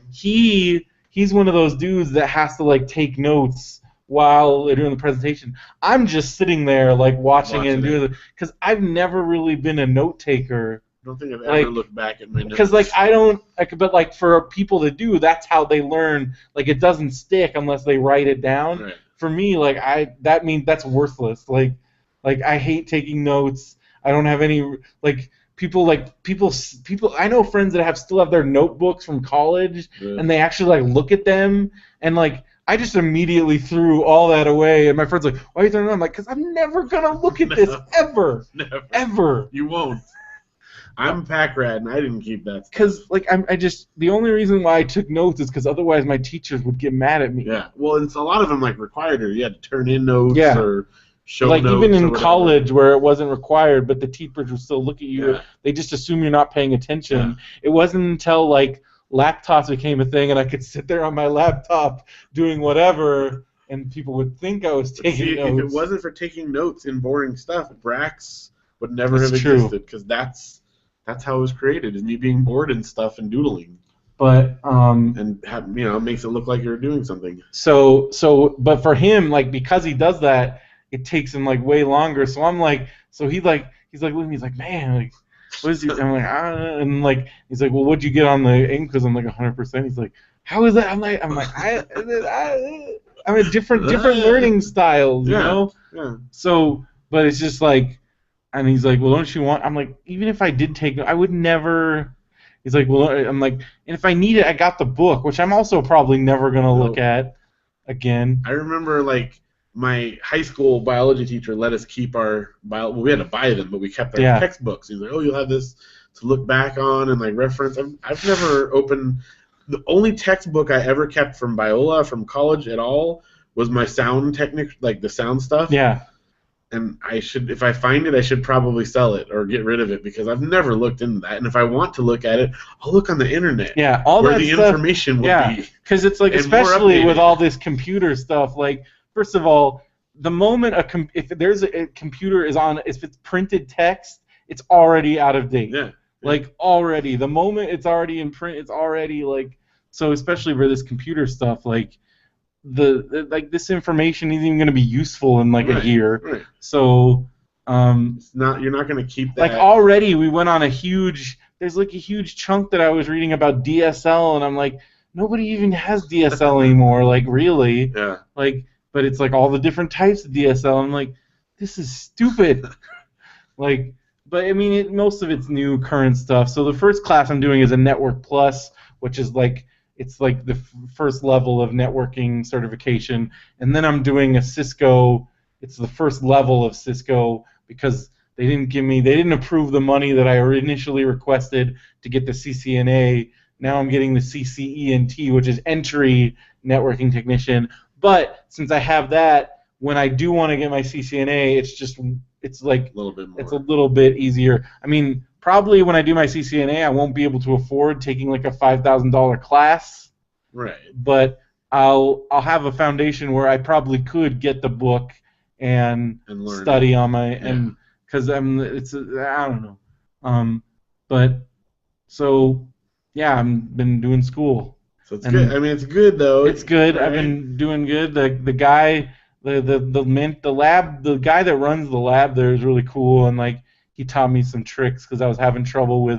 There's some like stuff that's kind of like math, where we're learning about IP addressing, and like it's based on binary, and like I don't know if you ever dealt with like binary and like the whole. It's the closest thing to math in it, and I'm like, just as soon as math like tries to enter my brain, I'm just like, no. But like he kind of taught me some tricks, and I actually was able to memorize this binary chart. I thought you were going to show me tricks. And this is just math. Well, he taught me straight up tricks. Actual So, like, he made like, if you memorize this one chart, you'll be able to answer any IP addressing problem. And they ask a lot of different ones. and so, but I memorized the chart, and I was able to like, and then he's like, now do a bunch of practice questions till you like brain hurts. And I did, and now I know it. And this was stuff where I had to do this kind of stuff at my tech support job, and I would have like cheat sheets because I could not figure it out. But like once you understand the concept of it, you don't need the cheat sheet. And so now that I actually know the concept of it, like I feel like I'm in a much better. That's so it cool. I'm learning actual stuff that's like actually applicable, which is cool. But still school. It's still school. But my schedule is awesome starting this week because they're like I don't have to deal with a holiday and I've already done my orientation until I think my class starts like the middle of March. Right. So from now until the middle of March, since I only have to do 20 hours a week to meet my requirement, and that's by the WIA agency what's giving me the money to do this. It's their requirement because if like the school themselves, I could be doing this at home, but they want me to actually come in because they know that it's easier for people to slack off and like they're not gonna pay me to just sit here at home in my pajamas doing whatever. Yeah. So I mean it's probably good that I go in because it's like I'm being responsible. I'm going into a thing every day. It's like having a job. Gives you a schedule. Yeah, and it keeps you from being completely depressed and alone and yeah. So you even got a haircut. I did. I got a haircut because my hair was just getting out of control. Now I got to trim my beard, but I'm scared of clogging my sink up again. Do it. Okay. Do it over. This is gonna be gross, but do it over the toilet. Yeah, because but the mirror's not in front of the toilet. Well, put like a paper towel down. Catch it in the paper towel. Shake it into the toilet. Okay. You can throw it in the trash can too, but I always just flush it. I don't know if that's bad. Light a fire under your face. Yeah, that's. Well, so now I forgot what I was talking about. School and beards. Oh yeah, my schedule. Oh yeah. So starting next week, since I have to do 20 hours, I can do 8 hours Monday, 8 hours Tuesday, and then 4 hours on Wednesday, and then I'm done. If I was really crazy, they have a night session on Tuesday and Thursday, so I could be done on Tuesday. Just Tuesday? Yeah, I could do Monday and then Tuesday, and I'd be done. But the idea of doing 12 hours of class, I feel like at some point I feel like I could probably do it, but I feel like I would not retain any of the information. A 4-hour day is not bad. That last 4 hours would probably just be like wah wah wah wah wah wah wah. Because already, like I feel like it's not as bad as when I was working, but I get home and like I just don't want to do anything, at all. I just want to sit in my little corner over there and watch Storage Wars. Storage Wars. So yeah, it's weird going back to school because I haven't been in school since 2004 was when I graduated college. Well, I guess I took. No, that's not true because I took those. Did the Cypress one. I took a bunch of classes. Also, I looked at my Cypress transcript.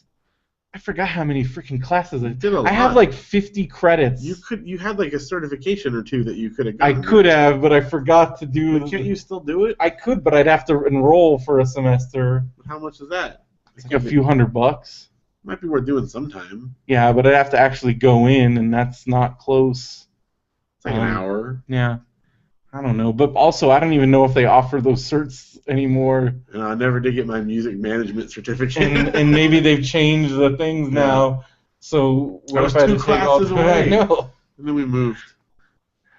But yeah, so and then I start grad school in March, but I'm going to be taking those classes. Those are entirely online. Right. And they only do like on your own thing, right?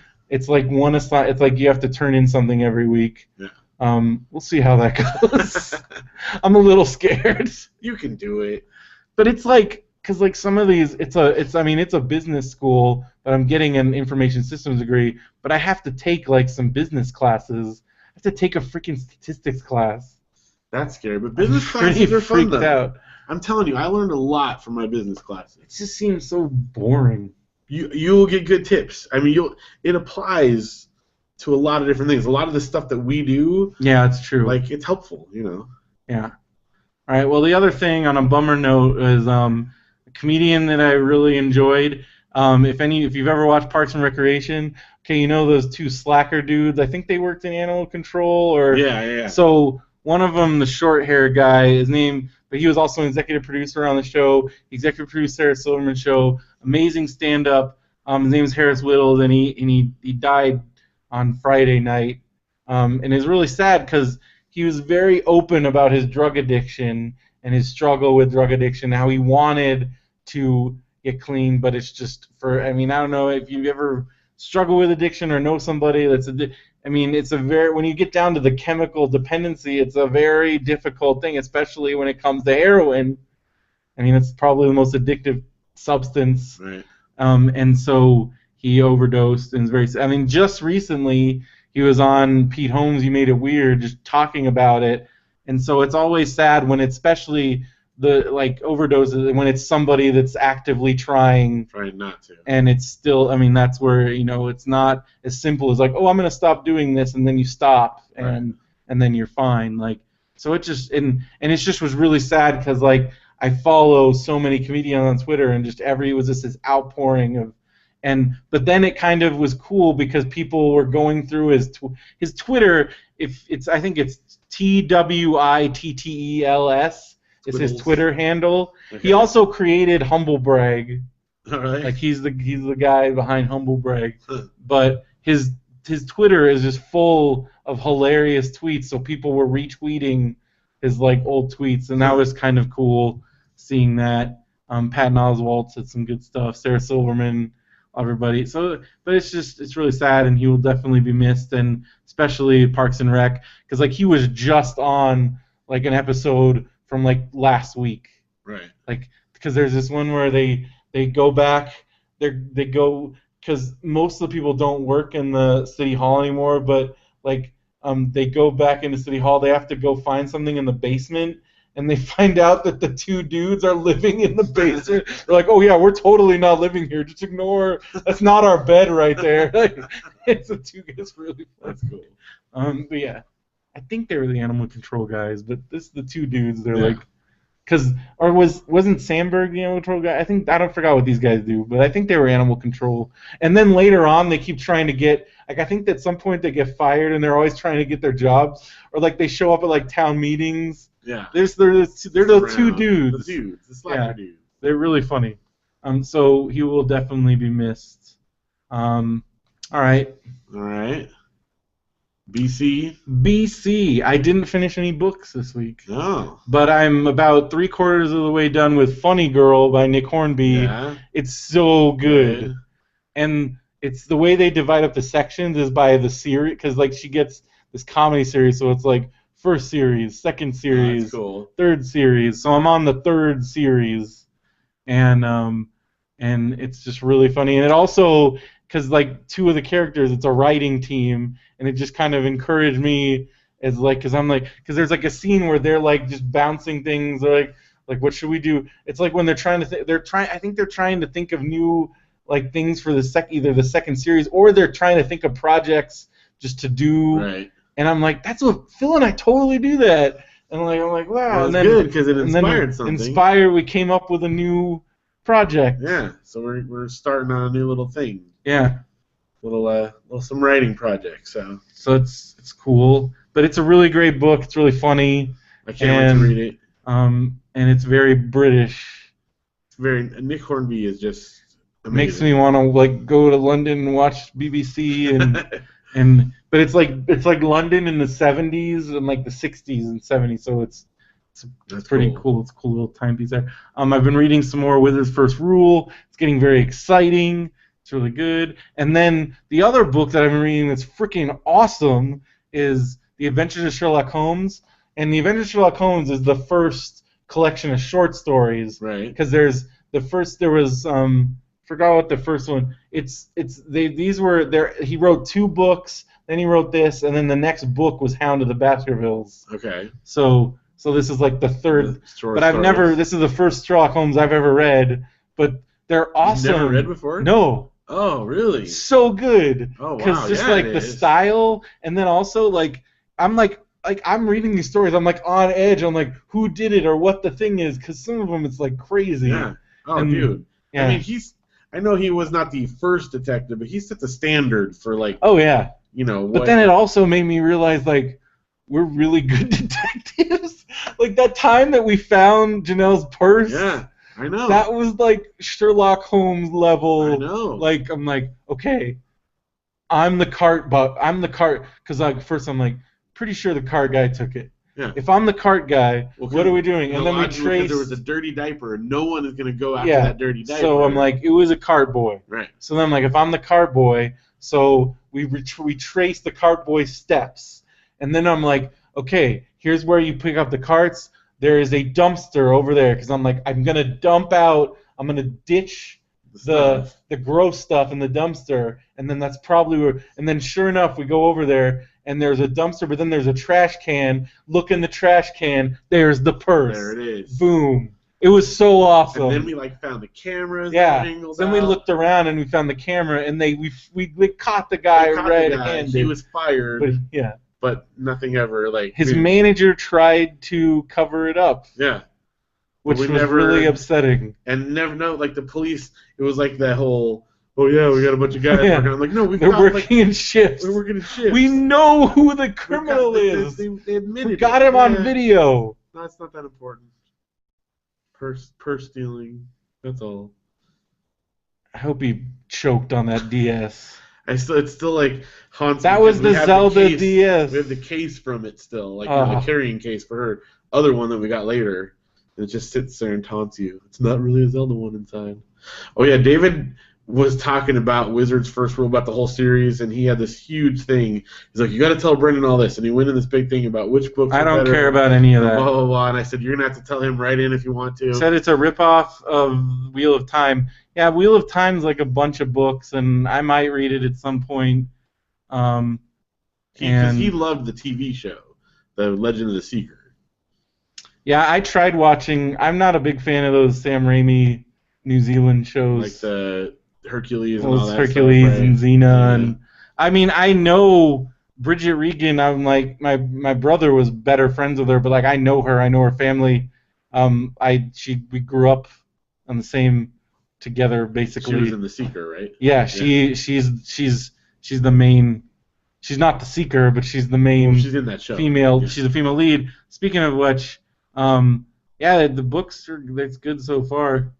I don't know. I mean, I want Wheel of Time's like a lot of books.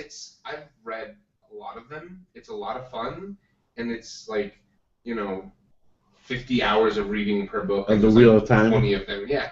It's kind of like if I'm gonna read 20 books, that's where I'm like I'm gonna read the Discworld books because they're funny. That's good. And they are really funny. And so I'm reading the Discworld books. 13 books, around 1,000 pages each. Which I've already got my giant fantasy series in Song of Ice and Fire. I'm already invested in that. I don't need another one of those. Yeah, I'm good. I enjoy reading kid books that take me a week or two to read. That's cool for me. Well, I like other books too, but I'm definitely not up for 13,000 pages. That's not my speed. I'm not saying I couldn't do it, I'm saying I don't wanna. So, well, that's cool. I can't believe you've never read Adventures of Sherlock Holmes before.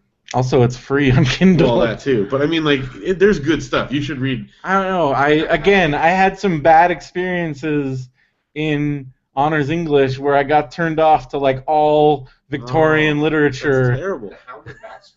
Yeah. I'm just telling you.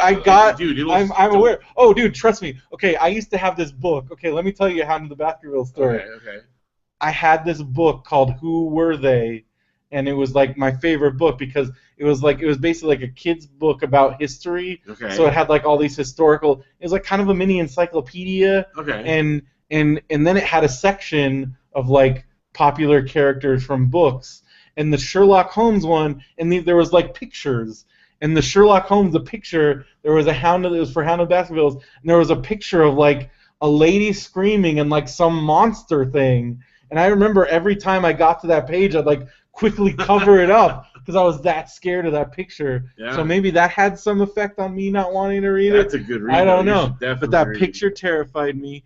And also, again, I think it was either 9th or 10th grade, like honors English. Just I think we won too many bad, like 1800s, 1900s, turn of the century literature, and I'm like, it just turned me off. Oh, well, there's a lot of good stuff to be thrown out with that bathwater. So. Well, I'm reading it now. That's good. That's good because it is. You'll like them. I mean, I watched Courtney's stepdad. I remember one Christmas because he loves the old Basil Rathbone. Right. And like we watched over the course of like 3 days. Those are really good. They were having like a marathon on Turner Classics, and we watched all of them. And I'm like, oh, these are pretty cool. He's like, yeah, these are like based straight off the books. I'm like, I guess maybe at some point to read because he was like obsessed. You've watched like newer. Well, then I've watched like some newer. I mean, I watched Young Sherlock Holmes. Right. I played Sherlock Holmes Consulting Detective. Oh, really? The game. You watched the Robert Downey Jr. I watched Robert Downey Jr. I haven't watched the second one. Oh, really? No, I never watched it. What about Sherlock? Have you watched it? Haven't yet. Oh, okay. When I know. you're done reading this, I'm going to. Watch that. I'm definitely going to because it will blow you away. I am aware. It's my favorite modern adaptation. I love the Robert Downey Jr. ones too, but Sherlock is my favorite modern adaptation. I'm aware. Definitely. I'm aware. Oh, it's so good. My dad had like the complete Sherlock Holmes, like a big fat. They're all free on Amazon. Well, I know, but I mean as a kid. Yeah. So I used to love reading through that. He also had the complete Mark Twain, which I would like to get my hands on again because I remember reading some of Mark Twain as a kid, and then some of it went over my head, but he's really fun to read too. So yeah. Anyway. All right. So and then yeah, that's it. That's it. All right. It's work. If you any more luck with I Want to Go Home? Or are you gonna? I don't know where the heck that is. They told me that like. They sent me a DHL confirmation that says it was delivered. So they said he might either that or it's at the post office. And have you ever been to that post office? I go there all the time. What? That line is always horrible. Really? Ugh. What time did you go? Maybe you're going at the wrong time. I don't know, during the day. Can you go like after lunch, like 2:30 before school gets out? I've been going I went at like 2:30 and it was really? Like there was I was in there for like 30 minutes. Wow. I must have gone in like a weird time. I don't know. I think the longest I've ever waited is 10 minutes in there. Yeah. You gotta try it again. Cause if you don't I gotta go in there. Now I don't know, I might try and order it again. Okay. Or I might just wait till you're done. Either way, we can swap then.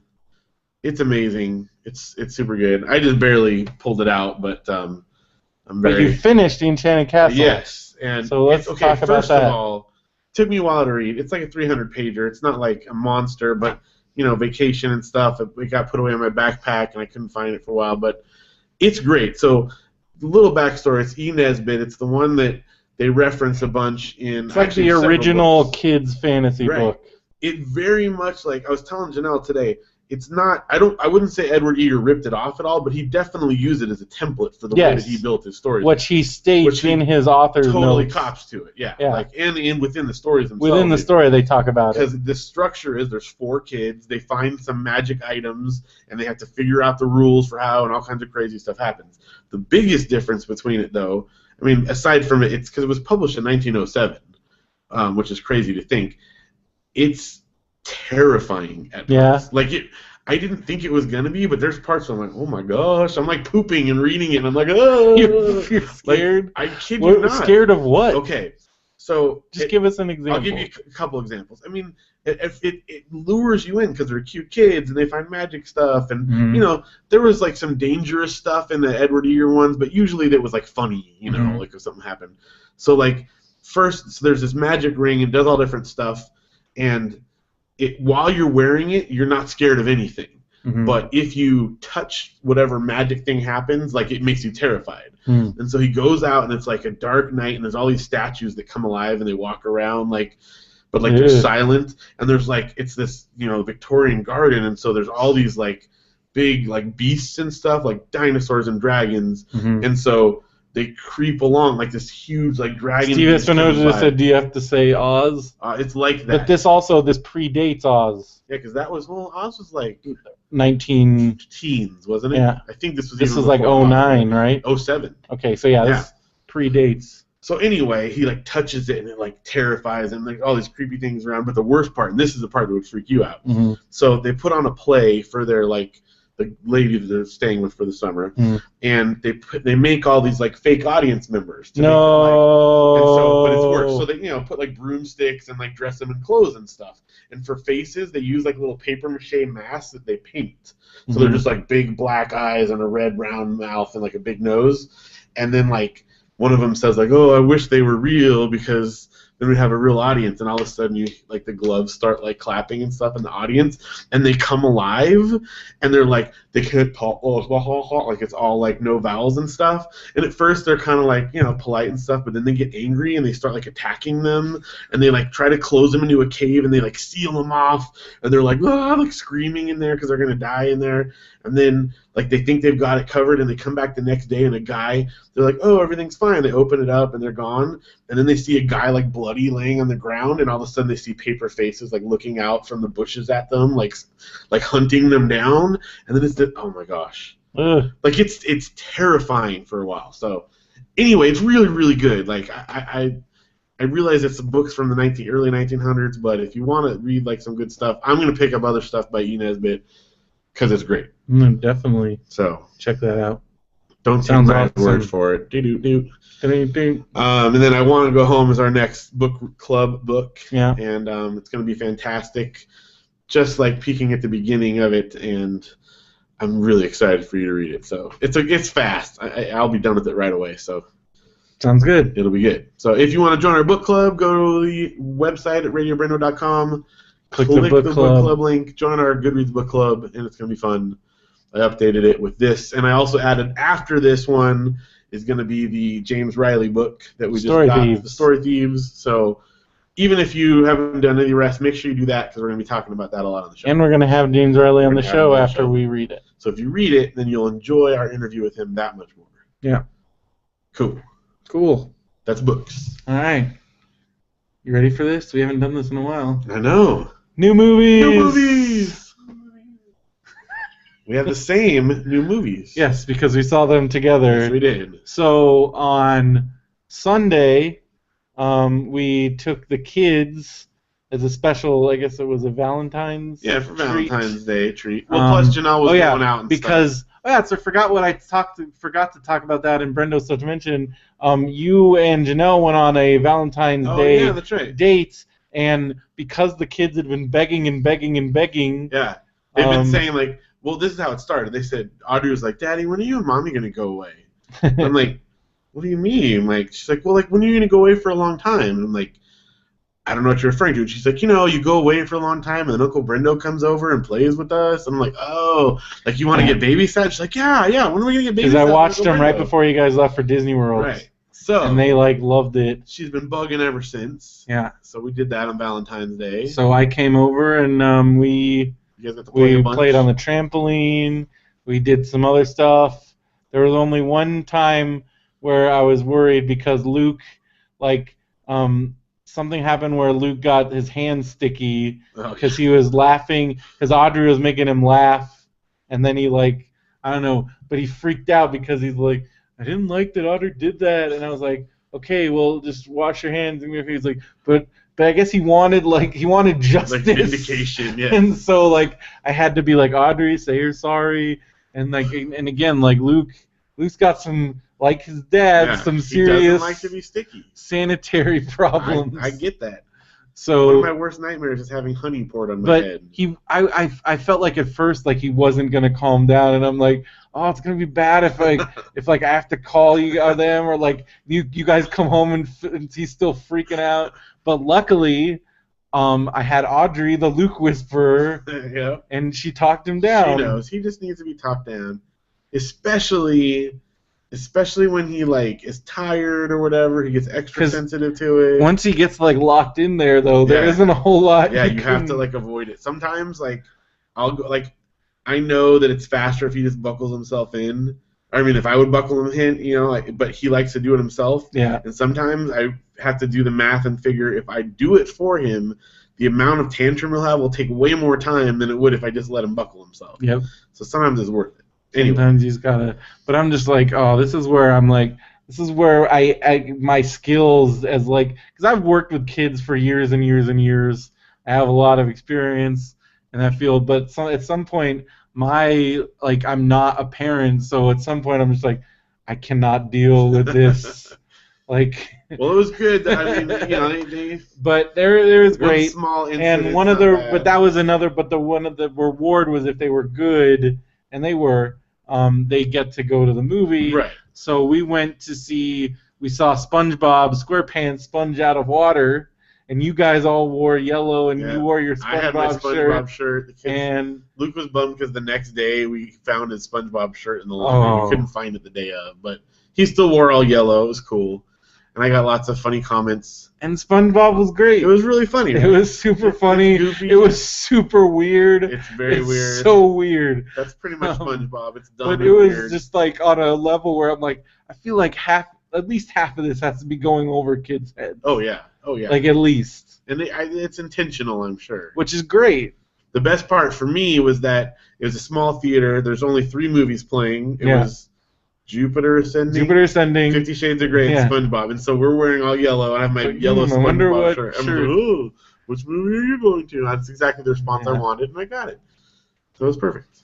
I didn't have to tell them. And we had fun, and then the kids could not stop. So Janelle even was like, yeah, I know exactly what happened, because they recited the entire have to see it at all, movie. She knows it all. It's crazy, too. Like, they have insane memories. Like, they watched it once, and they can tell you any detail. They remember, like, lines from trailers that they've only seen. Like, I guess they had already seen one of the trailers they watched, because they were, like, they knew quoting the lines from the trailer. But it is nuts. Like, we'll watch a movie, and they'll say, oh, do you remember the part where this character did this in the background? And I'm like, no. I mean, I guess it did, but oh my gosh.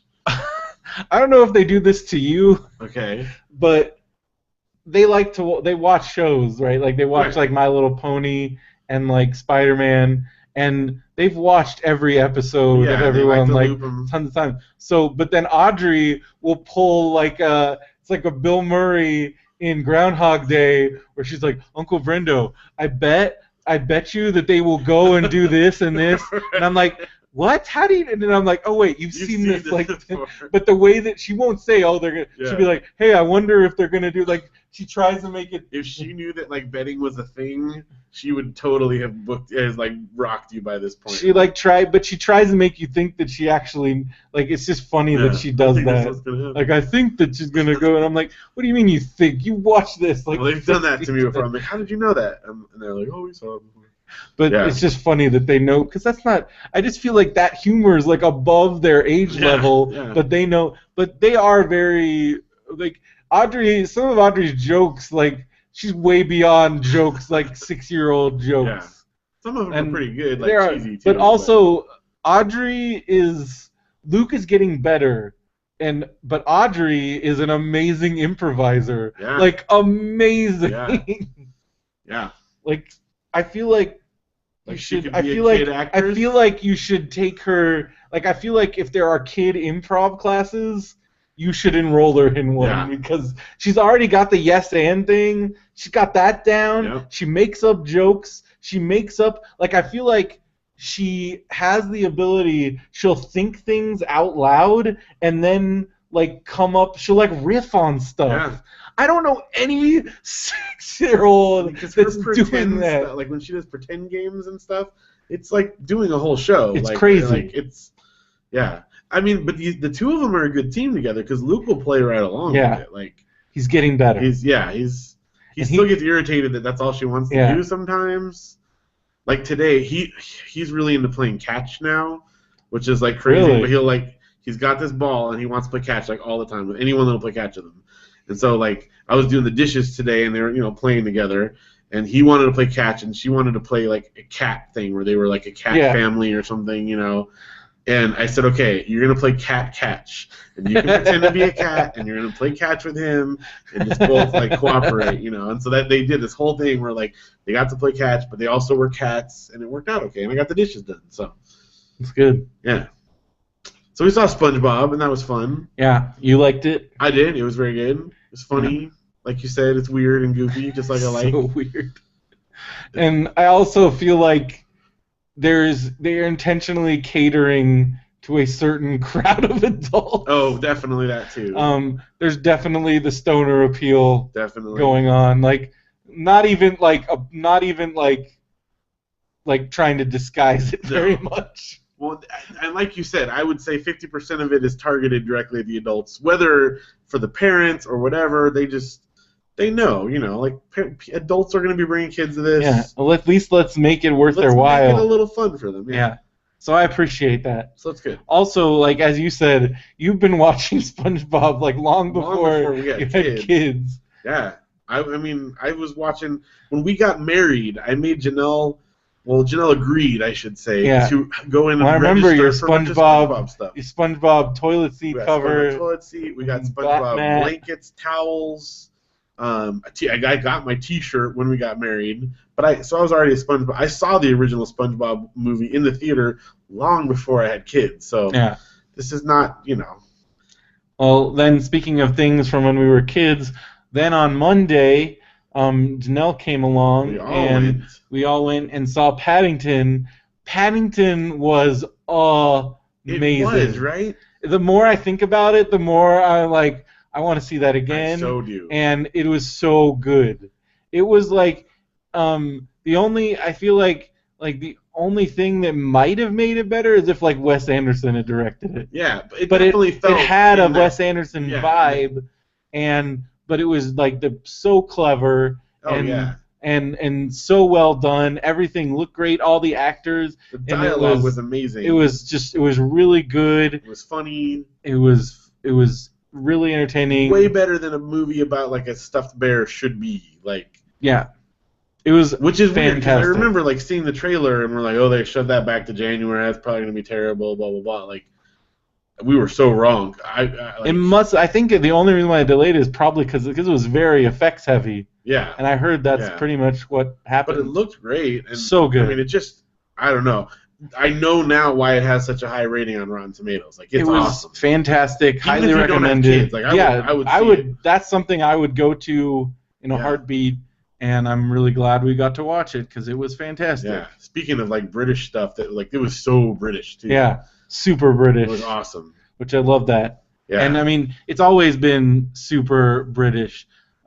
Steve, if you are not aware of what is it called? The Fox Theater? Yeah. Oh, yeah. The Fox Theater in Banning, it's like during the day, it's like $4. $4 and they have new run movies. That's where we saw SpongeBob. But I mean, like, it's always new run movies. And $6 at night. Yeah, so $4 during the day. Plus they have all kinds of like deals and stuff. I think Wednesdays maybe is their day where it's like $4 all day long. Yeah, so that's definitely because because then when we still went to see Paddington, that was like $9. Yeah, it was because we still saw matinee.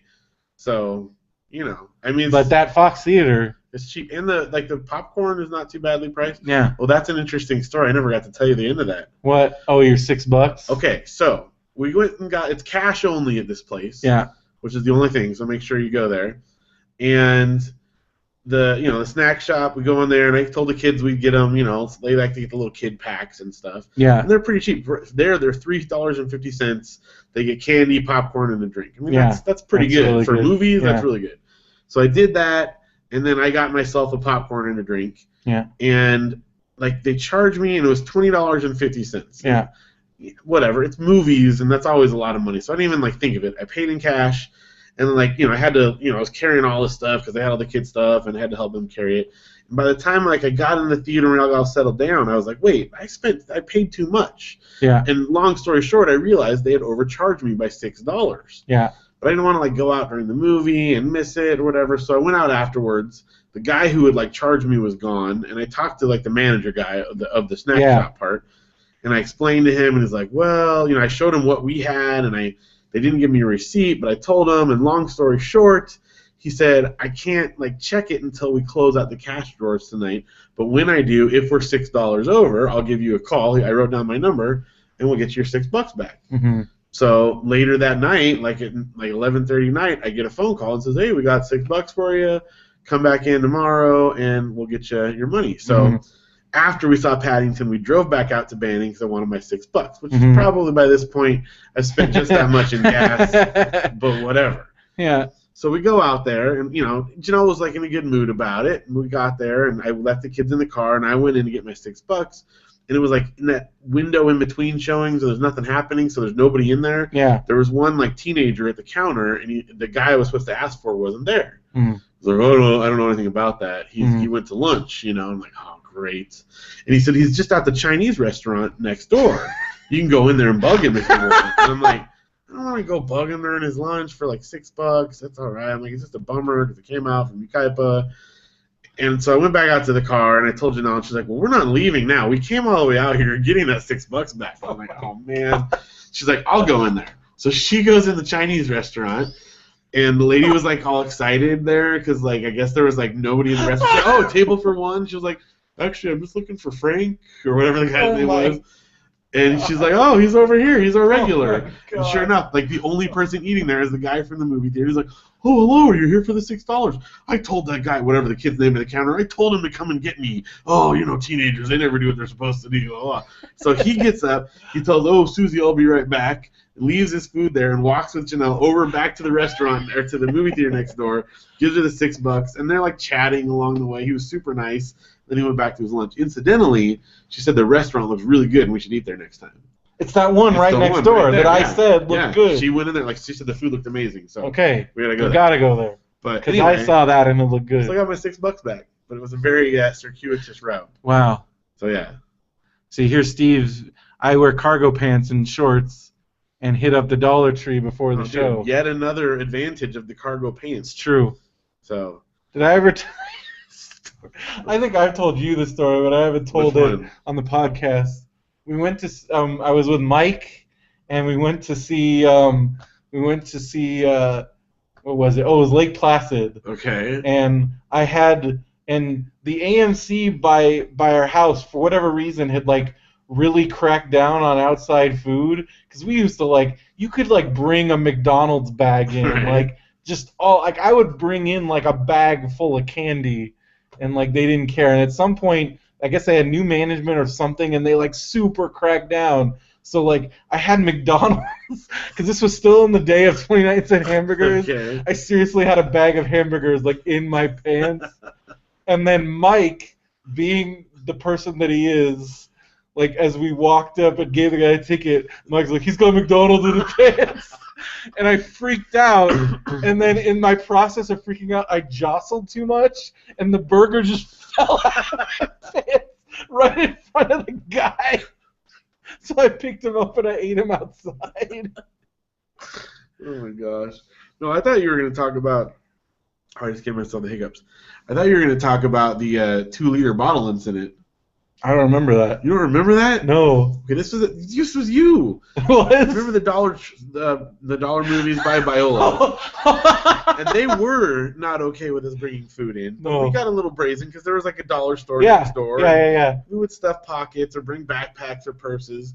And so there's one time we came in. It was Janelle was there with us, and you were there. And she had her purse, and her purse was loaded to the brim with candy and sodas and stuff. And we get there, and the guy, and they had not done this before, but he's like, I need to look in your purse. And she's like, why? You don't have to look in my purse. And he's like, no, you do. I want to look in your purse and blah, blah. And she's like, no, you can't. That's an invasion of privacy. You can't look in my purse. And he's like, well, you can't come in. She's like, I want my money back then. And so she stormed out and went to get the money, and I went with her. And you, meanwhile, had brought a 2-liter bottle with you from the store. You had it under your jacket or something. I used to, dude. I had all kinds of methods. So you were walking in there, and they're like, "Sir, what's in your jacket?" And you're like, "Nothing." And then they're, "Sir, you have something in there." And You pull out the 2-liter bottle, and they're like, you can't bring that in. They're just, I want it. And you're like, no, you can't bring it in. And you didn't want to leave the movies. You weren't like down with ditching with Janelle.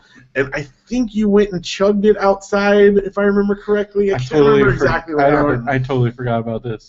Janelle would remember the details, but something, you did not want to miss the movie, and you refused to give up your 2-liter bottle. So you went out and like chugged it, or... The only time I ever got kicked out of a movie theater was the movie. It was like on a slope, like the theater. Okay. So like it was like a definite like slanted like room, like, right. And it was like an older theater. I think this was in New Mexico. I want to say by my grandparents, and they had like an actual usher. And we had snuck in like sodas and candy and stuff, but like there was no cup holders, and I put the soda down on the floor, except I forgot that it was on a slope, and it seriously, there was like 3 people in the theater, and like the movie hadn't even started yet, so the soda just rolls down like super loud, and then when it hit the bottom, it like exploded. And I tried to pretend that it wasn't mine, but the guy's like, "Get out, like leave." And I was like, "Come on." There's only 3 people in the theater. It's kind of hard to convince them. What's me? I was like, "Crap," because it was always there's also like if you bring canned soda, you got to figure out when to open it. Do like it during an explosion. You don't want to do it in the quiet, like romantic part. Yeah. Yeah. Well, so we had some good times at the movies. Yeah, it was fun. It was fun. New movies. It's the first time in a while. Yeah. Both of them kid movies, but I've been wanting to see Paddington, and it's like almost out of the theater I was super stoked that we got to see it. Yeah. Because it was amazing. Highly recommended. Well, it's funny because when you watch the kids, Janelle and I were going to go to the movies. There just wasn't anything out that we really wanted to pay that much money for, except Paddington, and we wanted to see that with you guys and the kids. So we didn't. We just kind of hung out. Went to Spaghetti Factory and went shopping and bought a bunch of video games. And yeah, that's pretty much how we... Actually, speaking of buying video games, I had a really good Nintendo experience with customer service this week. Yeah. Because I bought Tomodachi Life, opened it up, and there was no Club Nintendo code in there. Called them up, and within 3 to 4 minutes, they had fixed it, and I had a survey in my account already. See, this is the testament, because like most people, they're probably like, But whereas Phil's like, I must call Nintendo now. It was worth 50 points for me. No, 60 points. Yeah. Because I did the pre-register you need your thing. 60 coins. So that's 60 coins. Yeah. I mean, that's over a third of a 150 coin game. We're gonna just let that go to waste. Come on. So anyway. All right. That was good. All right, in the DVD on demand corner here, been watching again. I mean, as usual, WWE Network. Of course. So great. Good. Been watching, my late night watch is like watching that Tuesday Night Titans show. So weird. So we recorded a Matt and Brendo's wrestling show. Nice. And we were talking about Tuesday Night Titans, and knowing what we know about Vince McMahon, that he takes everything completely seriously, that like most people that probably would have been a fun show to work on because it's so cheesy and over the top, right. But like Benson was like, I guarantee you Vince did not treat that like that at all, and it probably was for like a lot of the crew was probably hell to work on because of who the character of Vince McMahon, right. He probably treated that completely seriously, and so I can't imagine. I'm like, yeah, you're right. That probably wouldn't have been like, because this is supposed to be like fun, like working on a Tonight. First, I'm like, it's probably like working on the Tonight Show, like a lot of laughs, and like knowing Vince McMahon, it probably wasn't like that at all. It's probably like, but it's so weird. Like I just watched this one where there was a sketch where, because they have like sketches, and like so they had one where they go, like there's this one, the wrestler's name is Dr. Dave Schultz, and they go to his house, and he's got like, it's like his wife and his kids, and he's like yelling at him, and the whole thing, because it's like, this is a bad guy. Look at him yelling at his kids and his wife. Like, this is so weird. Like, this is so weird. The Rosati sisters. Wow. That's yes. Funny. So yeah, I remember them from one of the things, but yeah, it's just such a weird show. It's just really weird. And And then I was watching, and then I watched SNL. Have you watched it? 40th anniversary. I've only watched a couple clips. I have not gotten to digest As it all. Derek Armijo said, this was our Super Bowl. Yeah. Because it's the greatest thing. Like I've already watched it like twice. That's 6 out, but it's so good. Is there a play? Where do you? We're not saying that. Nope. Okay, so just find it. The Hulu one is only an hour. Yeah, that doesn't count. I watched the full one. It's so good. I mean, just the moment you think it can't get any better, they just keep more and more stuff. Yeah. Like what the I've moment, seen so far is like really the good. music, the whole. Did you watch the musical part? Nope. Where it's the greatest thing of all time. The moment you think it can't get any better, like Steve Martin does King Tut, and then Bill Murray does Nick Ocean, and then like, and it's amazing. They showed like their old as Steve Espinosa points out, they showed like everybody's like auditions. Oh, nice. Like it's going all the way back from like the original auditions, and then like that was amazing. That's cool. Like just the new sketch, like the Wayne's World was hilarious. The like everything was they even had like auditions for people that didn't make the cast. Like they had Jim Carrey's audition, they had like Stephen Colbert's audition. Like just That's like cool. They're like people we should have hired but didn't. Like just all the way they did all the clips and like the collections of clips, and there was one of my other favorite things was they did like a Sandberg. They did their SNL short for this episode was Adam Sandler and Andy Samberg singing a song about people breaking, and like it's just and so it's basically all the clips of people breaking, but it's like a new short. That's cool. And it's them, and it's really funny, and they really rip into Horatio Sands and Jimmy Fallon in it. Like I think that was the whole purpose of because it's really funny. And that was their bit, though. I mean, that was on purpose. Yeah. And some people would argue that the reason why they did that is because they were failing at the sketch. So they're like, I don't know. Some of the funniest times in that era were from those two guys. And the Celebrity Jeopardy was just. I read like Norm Macdonald's like huge. Yeah, his Twitter whole thing about it was just amazing. That's the most inside baseball thing that's ever been written about SNL, and that's what I love about it because like this is obviously something written by somebody that does not care at all. Just spills it all out there. Because like that's like they didn't even get that. I feel like that went even above like Live from New York. Like on like just flat out. Here's exactly what this was like both good and bad, and like. It was pretty, but like even to see there's just everybody. They got so many people. Got them all. It was really Any good like obscure ones? I don't know. There was a lot of stuff. Matthew's asleep. You're snoring. No, not snoring. That's good. That's one of Matthew's things when he comes on the show. He falls asleep. But yeah, like.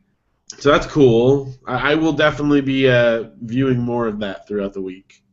And then, so then I watched. I'm still one episode behind, but I'm one episode behind. I caught up all but one Agent episode. Carter, amazing, right? Yes. Okay, so now you've seen Bridget Regan in her role as Dottie. Yeah. Nuts, right? Yeah.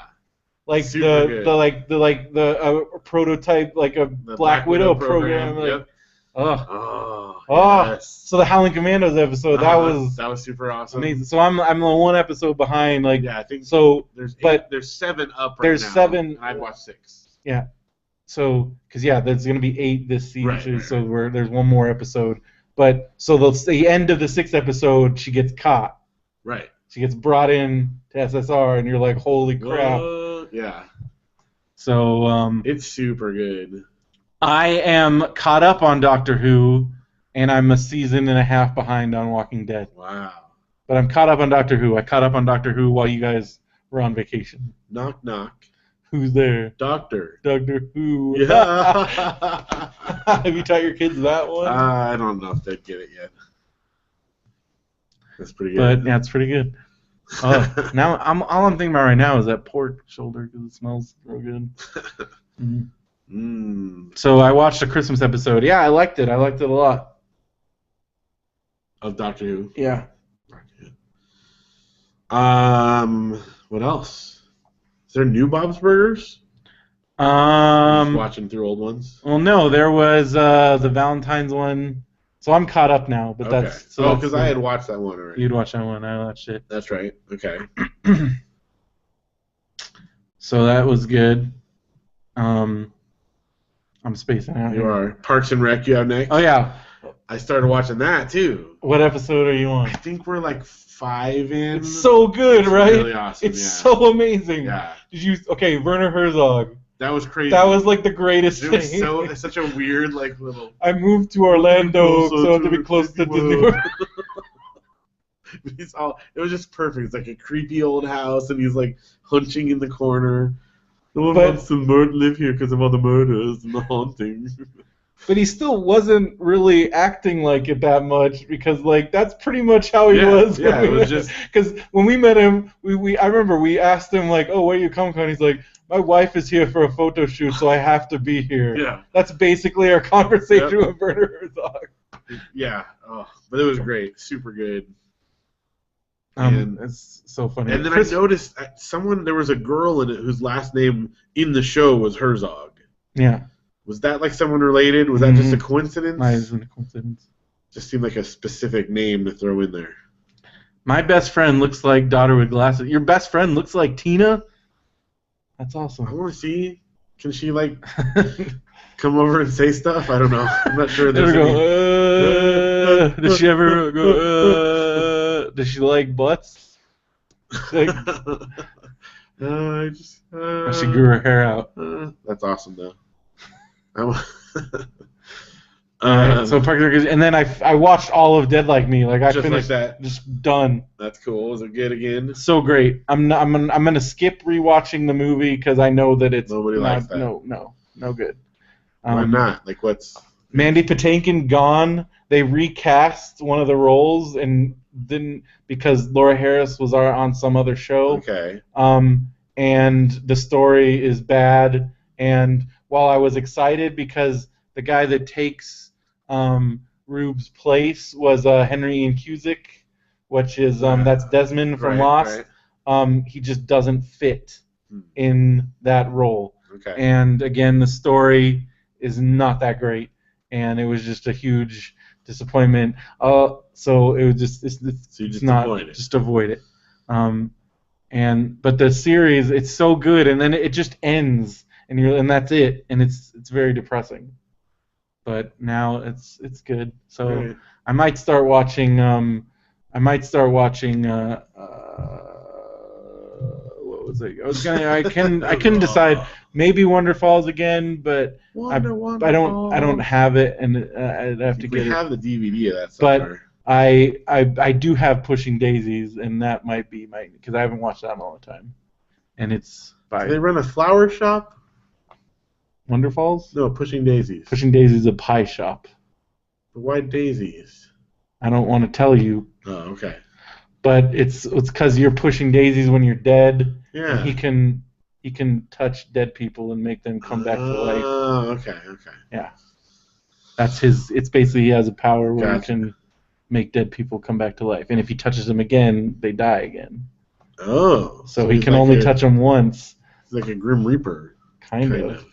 But so he has one of the other main character is somebody that he brought back to life, and it's like his best friend and like his love interest, but he can't ever touch her again because if he did, she would die. So like that's the whole one of the things of the show is running thing of the show is that they can't touch each other. That's cool. And like when they make out, they have like beekeepers outfits on. They can't actually kiss. So she knows about it. Yes. Okay. All right. So what else? Let's see. I got Lucha Underground. I'm almost all caught up on that. It's amazing, and like every week, like more like new, like one of my favorite wrestlers, Alberto Del Rio. He's on it now, and then It looks like, from what I've heard, another one of the local, because it's like this cool mix of Mexican wrestlers and then local Southern California independent wrestlers that I'm like super familiar with and have watched. So it's cool seeing all these dudes on TV. That's cool. That like we've met and like watched wrestle and stuff. So that's cool. And then I have watched 2 out of the 3 episodes that have aired of Better Call Saul. Yeah. It's so good. Odenkirk's gonna win Emmys, man. Really? Oh yeah. He's amazing. I never got to the part that he was in the other. Well, like it helps if you watch Breaking Bad, but you don't have to. Okay. And so if you get a chance, Do you like it better than Breaking Bad? nah, it's different. Okay. I wouldn't say I like it better, but it's definitely headed in a great direction with great talent, and again, Odenkirk is amazing, and I like the show. It's a little bit more on the like funny side, Okay. but it's also there's some pretty intense parts, but not as much as Breaking Bad. But I feel like it might be headed to some dark places. Yeah. So, but it's really good. I really like it. And then I am almost watched all of Sword Wars. I'm on like season 6, episode 4, and there's only What are you like watching it on? Nowhere. Oh yes, the internet. I found this website that just streams every TV show, Okay. and that's in a gray area. Yeah. And Darker gray or whatever. so, but I have a Google Chromecast, and I just watch it all, and it's really good. I did find out that the Mary from Texas was just a temporary thing. No, she's not permanent. It was like a temporary She's thing. just visiting California. I think it's because there's some episodes where like Renee's not there, and there's some episodes where Hester's not there. Because I feel like there's probably times where they just are like, Hester, go away, because he's and all. But then there's like an episode where like it's really sad. Like Dan Dotson like had a brain aneurysm. Really? And like he was like in intensive care and had like a 50-50 shot of he had brain surgery, but he made it out and he survived and okay. But like they're filmed it all. They're like filming like Lori like in the waiting room, like telling her mom like that Dan has a 50%. I'm like, this is a little intense for like this is a storage. This is about people bidding on storage. Normally Barry shows up in a crazy car. And we're like dealing with like Dan Dotson is at death's door, and it's sad. That's some good alliteration there. Dan Dotson is at death's door. Yeah.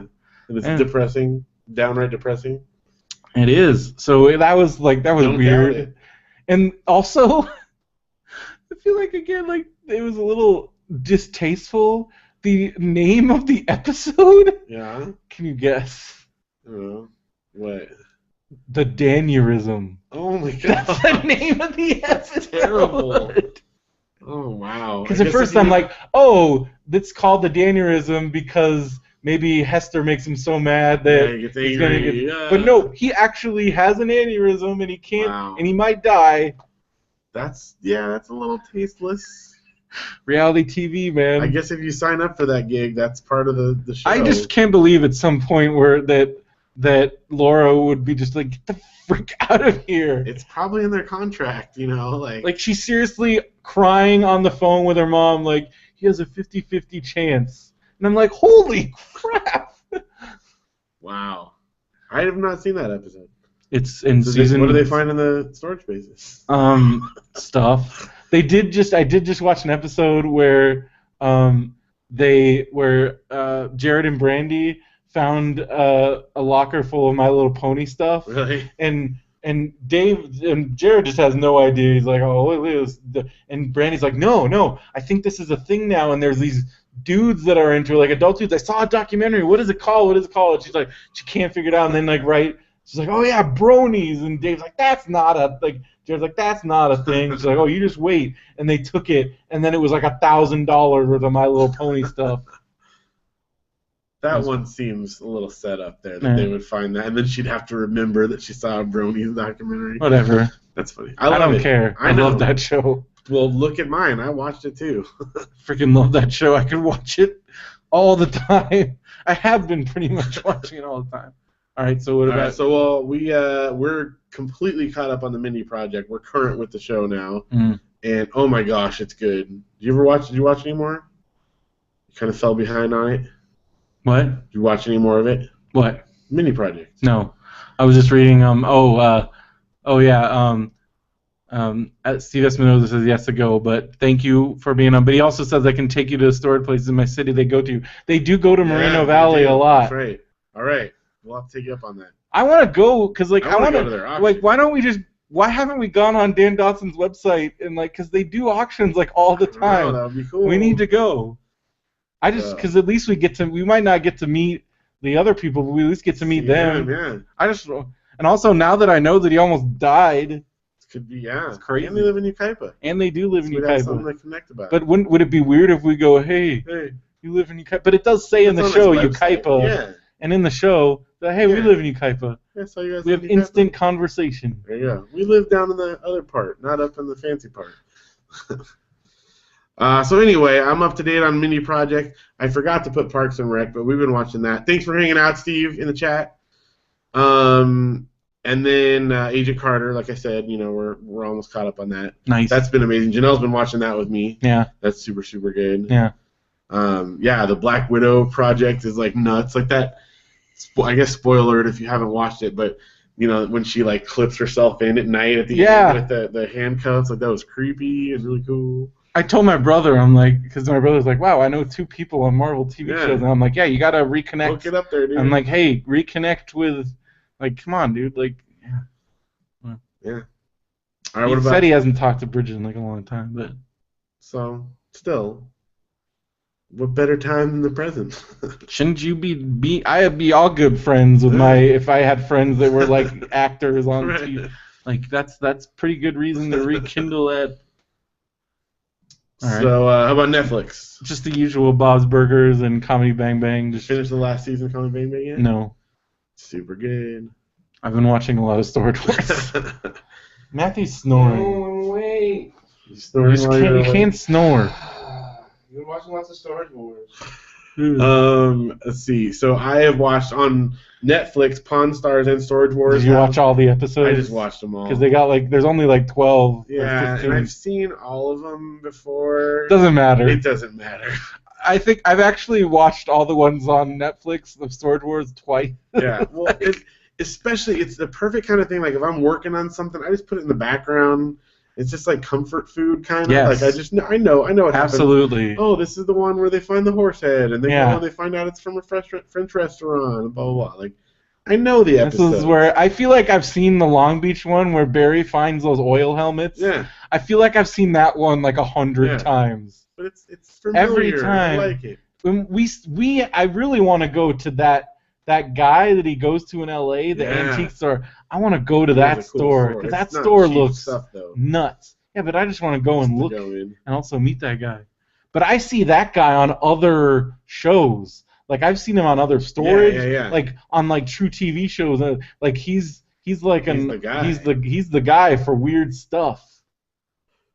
Okay, so finally, I don't always put all the kid shows that the kids watch because they watch a lot of stuff, but today. We were eating dinner. Audrey wasn't feeling good, so she went to sleep. Mm-hmm. And we were going to eat dinner, and Luke said, can we watch a show? And we're yeah, we want to hang out, but we'll watch a show with you. So I was clicking through trying to find something for us all to watch together. And I came across Rugrats. And Jill's that's fun. Yeah. So I'm let's watch this. And Luke's I don't like that. He doesn't know. He's never heard of it before. So he's I don't want to watch Rugrats. I'm just trust me, just try it. I don't want to watch it. So I'm we'll just give it a try and see. He's okay. So I put it on and 30 seconds into the show, he's just transfixed. It's a great show. Can I watch another one? Can I watch another one? And then when Audrey woke up, I was Audrey, you gotta see this new good show. It's so cool. Blah, blah, blah. So it's a good show. We introduced it to him, and nice. It's funny. It's funny watching it now, as an adult, because I haven't watched a lot of it. There's a lot of jokes that were definitely targeted towards the parents. All those Nicktoon shows. All of those. Because aside from Ren and Stimpy, which might be the dirtiest of them, Rocko's Modern Life is right up there. Yeah. There's some straight up really super dirty I think stuff. Because he had an accent, they got away with a lot of stuff that he kind of threw out that you didn't. Yeah, and also just stuff happening in the background and other things. Yeah. like John Kay would just put it out on Front Street. I feel like Rocco's Modern Life, they were like Alizakri, or I think it's like Carlos Alizakri. Like he was much more on the sly. Yeah. Like, but it's all out there. But like, cause yeah, like Ren and Stimpy's just like, yeah, we are filthy, we don't care.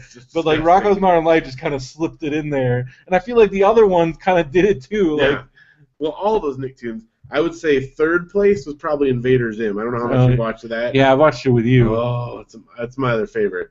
But they got a lot of. I mean, that show gets dark. I love it. Joan and Vasquez, like, oh gosh. But there's like parts in it, like it gets pretty dark, but it's really, really good. Anyway. Awesome. So yeah, and then we watched SpongeBob. So it's been a Nickelodeon kind of week. Cool. I haven't been playing too many video games. Well, what you got? I've been playing Tomodachi Life. Which I haven't even gotten to try yet. Oh, so I'm good. not going to get to for another week. It's so good. And I've been playing. I played that a lot because that's a good one to play while you're just kind of. And I've been playing Zelda. Nice. But not a whole lot. And I've been playing an insane amount of Clicker Heroes. And that's it. Like just a huge amount. Just that. That's it. All right. Well, I got a lot of gaming in because I've been. They did release that new Pokemon free-to-play game, and I haven't even downloaded it yet. It's on here, and I'm going to talk about it. Yeah. Because I've been getting all this stuff from Club Nintendo. Oh, I even just remembered another thing that I didn't put everything on there by far because I've tried like 30 games, and I don't want to bore you with all the ones that are like I've tried. So these are the ones that I've played the most. But I'm going to add one on there as I'm messing around with the Flipnote 3D. Yeah. It's really fun. Yeah. Like I don't know. I haven't tried it yet. It's cool. I made like this little animation of like first I just did like balls bouncing around and stuff, and then I did a little guy jumping and stuff. I don't know. It's pretty cool. So there's like one where there's like a face like smiling, and then I made like some dots and then he like eats it and stuff. But it's silly, but I'm having a lot of fun with it, and I want to attempt to make some Brax ones. Okay, that's cool. I think it would be cool. Can you publish them? Well, you can publish them to like Facebook. I don't know. I'm not sure how that works because they have like an online storage thing, but I don't know how that works. I don't know. We got to look into it. Nothing else I could video it or something, but the 3D effect would be lost. But you can just doing simple animation works with it too. So it reminds me of when I don't know if you ever had this. When I was a kid, David got it actually. Was the Etch-a-Sketch Animator? Do you remember that at all? Mm-mm. It was structured like an Etch-a-Sketch, but it was computerized, and it was bigger squares like little pixels, and you would draw with the little pixels. I think it was a touchscreen maybe. I feel like it was more accurate than the turn thing. But anyway, and you would like make different screens, and you actually could make little animations with it, and we had a lot of fun with that. This is like that, but like times a million. So anyway, okay, so here's the other games. Turn knobs. I guess it was knobs, but they were bigger pixels, so it was easier to like control over it. Okay, so been playing a lot Legend of Zelda, Twilight Princess, and actually the Wind Waker with the kids. A lot of Street Passing. And Zuma's Revenge on my DS. Again, that was my fall asleep game.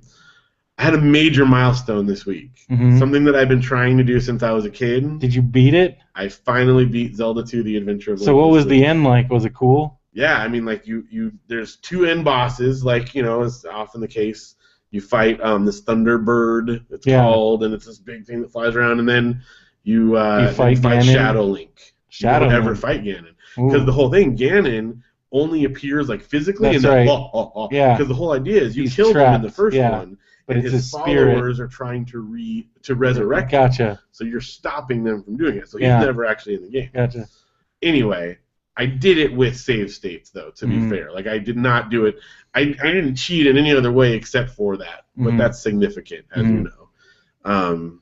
Well, that, and I used Did it have, like, a cool end? Yeah, it was cool. Like, Zelda. I know like, some of those Nintendo games. Like, Zelda kisses you, and then, like, the curtain falls down and says, "You are a true hero," and it's got the credits. Something you've been waiting, like, 30 years to see. It was monumental. I did it like on Wednesday night. I was all by myself. The kids were in bed. I'm like, I did it. I finally did it. I'm like, there's no one around to tell her. It's probably like 2 in the morning, Because even with the save states, it took me a while to get through the end there. I could see that it's possible if you're like super, super good. Because if you get lucky enough, once you get to the end... Well, I've watched videos of people doing Once it. you get to the end temple, when you die, you start over there again. Yeah. And if you have a detailed map, like there's a way you can get straight to the end boss without too much trouble. Yeah. There's power-ups along the way, but it's really, really But just getting hard. to that temple. Getting to the temple is the hardest part. Yeah. I tried many, many times. I could never get there except Game Genie.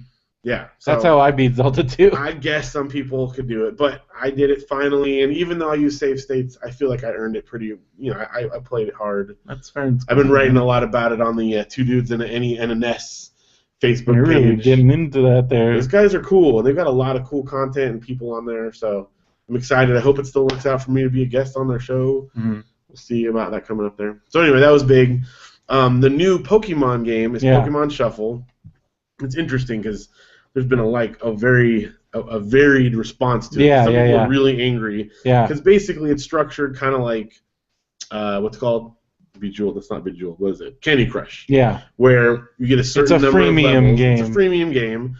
You get a certain number of levels, and you have to wait for it to recharge to play again. I just don't understand why people take the time to freak out about it because it's like, don't play do it. Then, right? Yeah. Okay, because to me it's free to get. Yeah. Can't you like street pass with people to get? You can street pass with people to get more stuff. Wow, so we got to start doing that. Earn stuff in the game to buy more. So if you do well in the game, you can, So like the first time I played it, because it tracks your playtime on the 3DS, I played for about 2 hours without stopping, without having to recharge anything. I didn't have to stop at that point. That's just when I had to go do something else. So this is if you played it for 2 hours, that means you really liked it? Well, it's really fun. It's a great, it's a match 3, but it's a little different because instead of just switching places with two of them, you can drag it from any point on the screen. But you also have the thing where if you beat a guy, you get to collect the Pokemon, and they're like your assist Pokemons. And if you connect, you can. Some of them are, if you're fighting a fire one and you connect a water one, then it gives extra powers. You can do mega evolutions. There's a lot of stuff to it. It's fun. But my point is, I played without paying a penny for at least 2 hours without having to do anything. So if you need to play for more than 2 hours, either take a break or I guess it's worth it to you to play again. Yeah. But to me, that's a free game. I mean, if I can play for 2 hours, totally free. I don't normally even have 2 hours in a row to play. Yeah. So I would say on a, you get 5 plays per time. If you just do that and you don't do good enough to unlock anything, that's going to take you about 15 to 20 minutes. Yeah. That's a pretty good chunk of free time. Yeah. So I say you should get it, and then we can street pass. Definitely. I'm going to get it for the kids, too, so they can street pass. Yeah. Okay. Quickly then, I played Guacamelee. Just tried that tonight. Right? It's really fun. Yeah. It's funny, too. It's got a lot of great jokes, especially if you know a little bit of Spanish. Yep. Just enough to get the dumb puns and stuff. It's really fun. And it looks cool. Heptrix is interesting. What the heck is Heptrix? It's like a really cheap, I think it's one of those $1.49. Okay. But it's and I've actually been scoping it out for a while. It's basically it's Tetris, but instead of 5, each Tetris has 5 pieces each block. These all have 7. So they're different shapes, but it's also a lot more tricky because with 7, it's with the odd number for whatever reason, the pieces don't ever fit together nicely. Ugh. So it's a lot trickier. It's much harder. I don't like that. It's fun, but I do have their controls are kind of wonky. It's like if you're used to playing Tetris, it's all backwards. Yeah. So for instance, normally on modern Tetris, you press up and it does the insta drop, right? Yeah. On this one, it's down. So it's backwards. And if you want to move a piece from left to right, you just hold it down and it goes, right? On this one, you have to tap every time you want it to click a line over. So click, click, click, click, click. And when you do that, the more often you click, the more likely you are to accidentally tap down and then drop a piece. Yeah. It kind of gets messy. If they would allow you to customize the controls, it would be 100% better. So I'm gonna. It's just a little developer guy, a single guy, and these guys are this community on Miiverse, and people get their feedback, and they actually do patches and stuff. So I don't know. I'm hoping maybe I can get some info out there about him to him, so maybe he can fix it a little bit, or at least give us the option to fix it. So we'll see. Gotcha. Two more. We've been playing Lego The Hobbit with Luke and I together. That's really fun. We've been getting lost. We're at 39% now, so it's fun.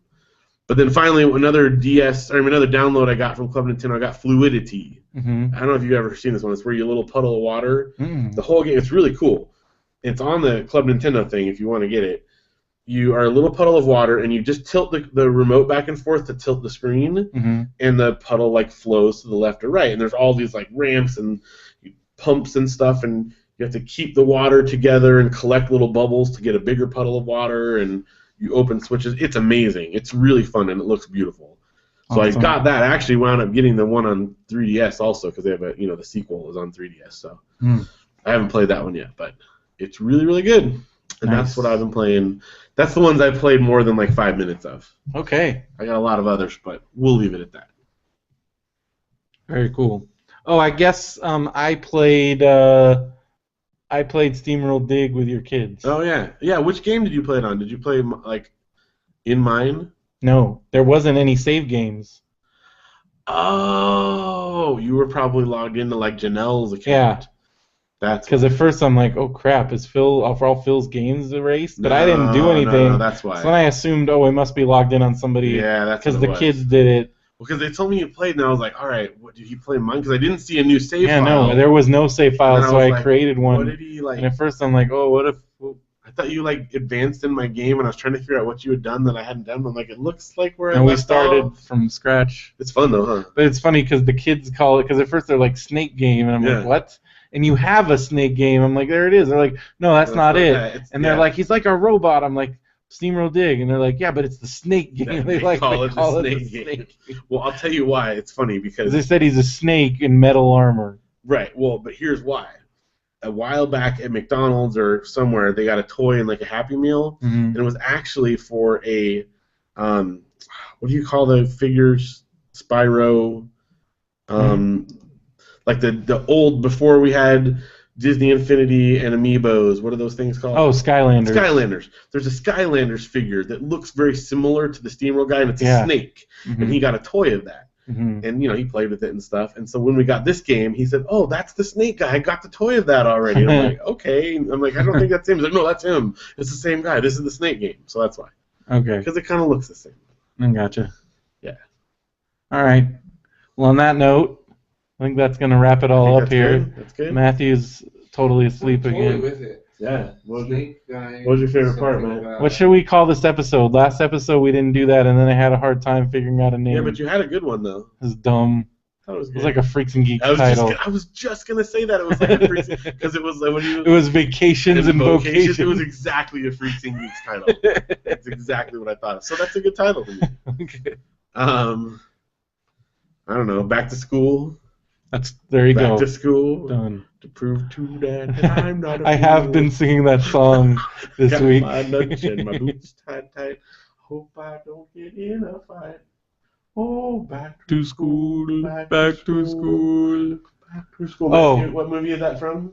It's Adam Sandler. Oh, that was good. You got that. So, one of my favorite things, I have one more SNL 40. Okay. Can you guess what other thing Adam Sandler did? Did a Hanukkah song? No. Did he do the opera? He did he did Opera Oh, Man, did? and it was Opera awesome. Man, bye Yes. bye. It was pretty great. That's cool.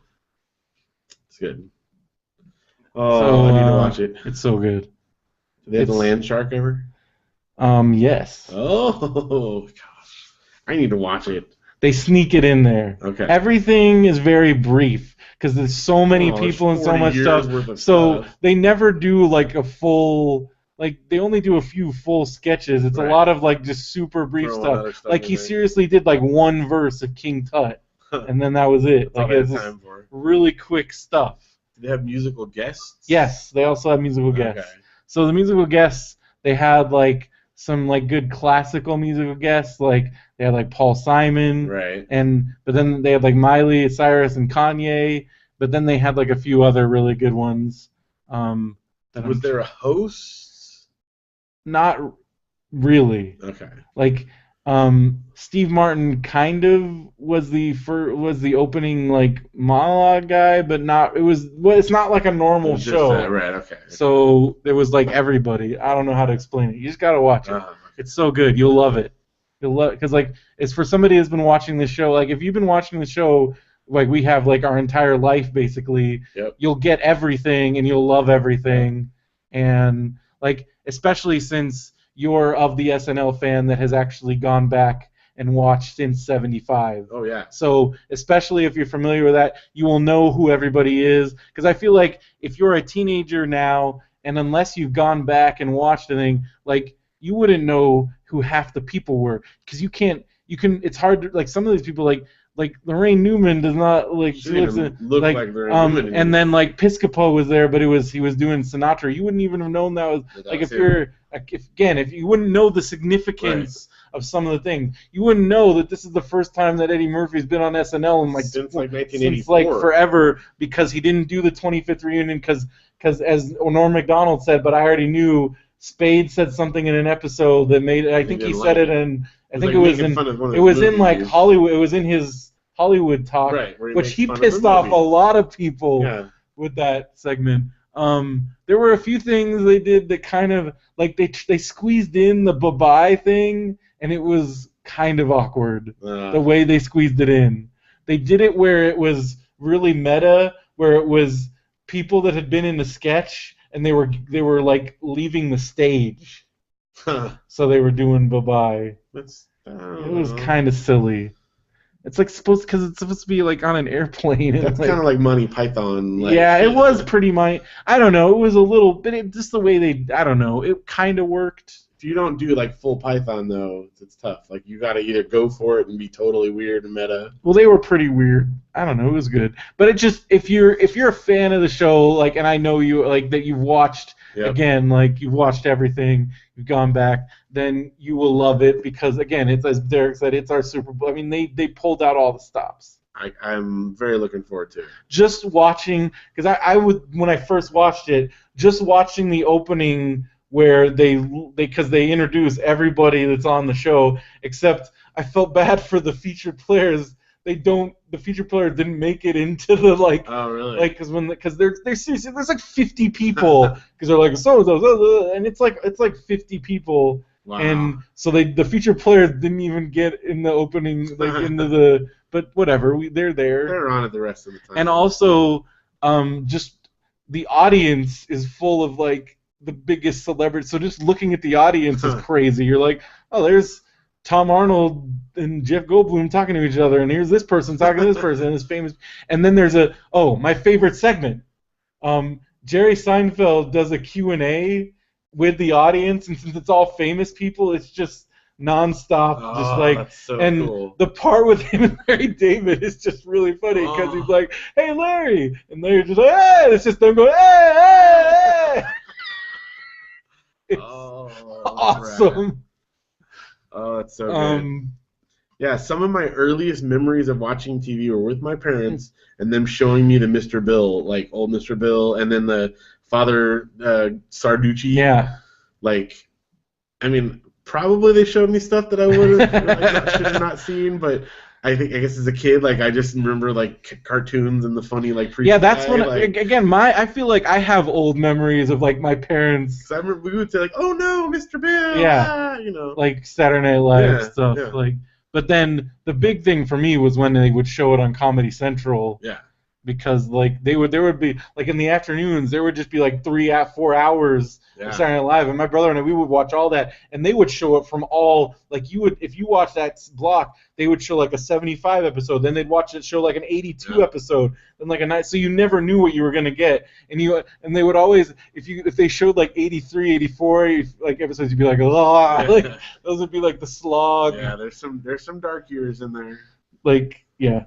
Even though there are some good people involved. Well, yeah, because I mean, like one of the Dick Ebersol years was when they hired like Christopher Guest and Harry Shearer and like Martin Short and Billy Crystal. But if you go back and look at some of those, like that was also like Charles Rocket and like some of these other people. Rest in peace, Charles Rocket, but it wasn't that funny. Like I'm sorry. Although I love Charles Rocket and Earth Girls Are Easy, like that's one of my favorite. Yeah, but Charles Rocket on SNL because they really tried to have him. He was gonna be the new Bill Murray, and he was not Bill Murray.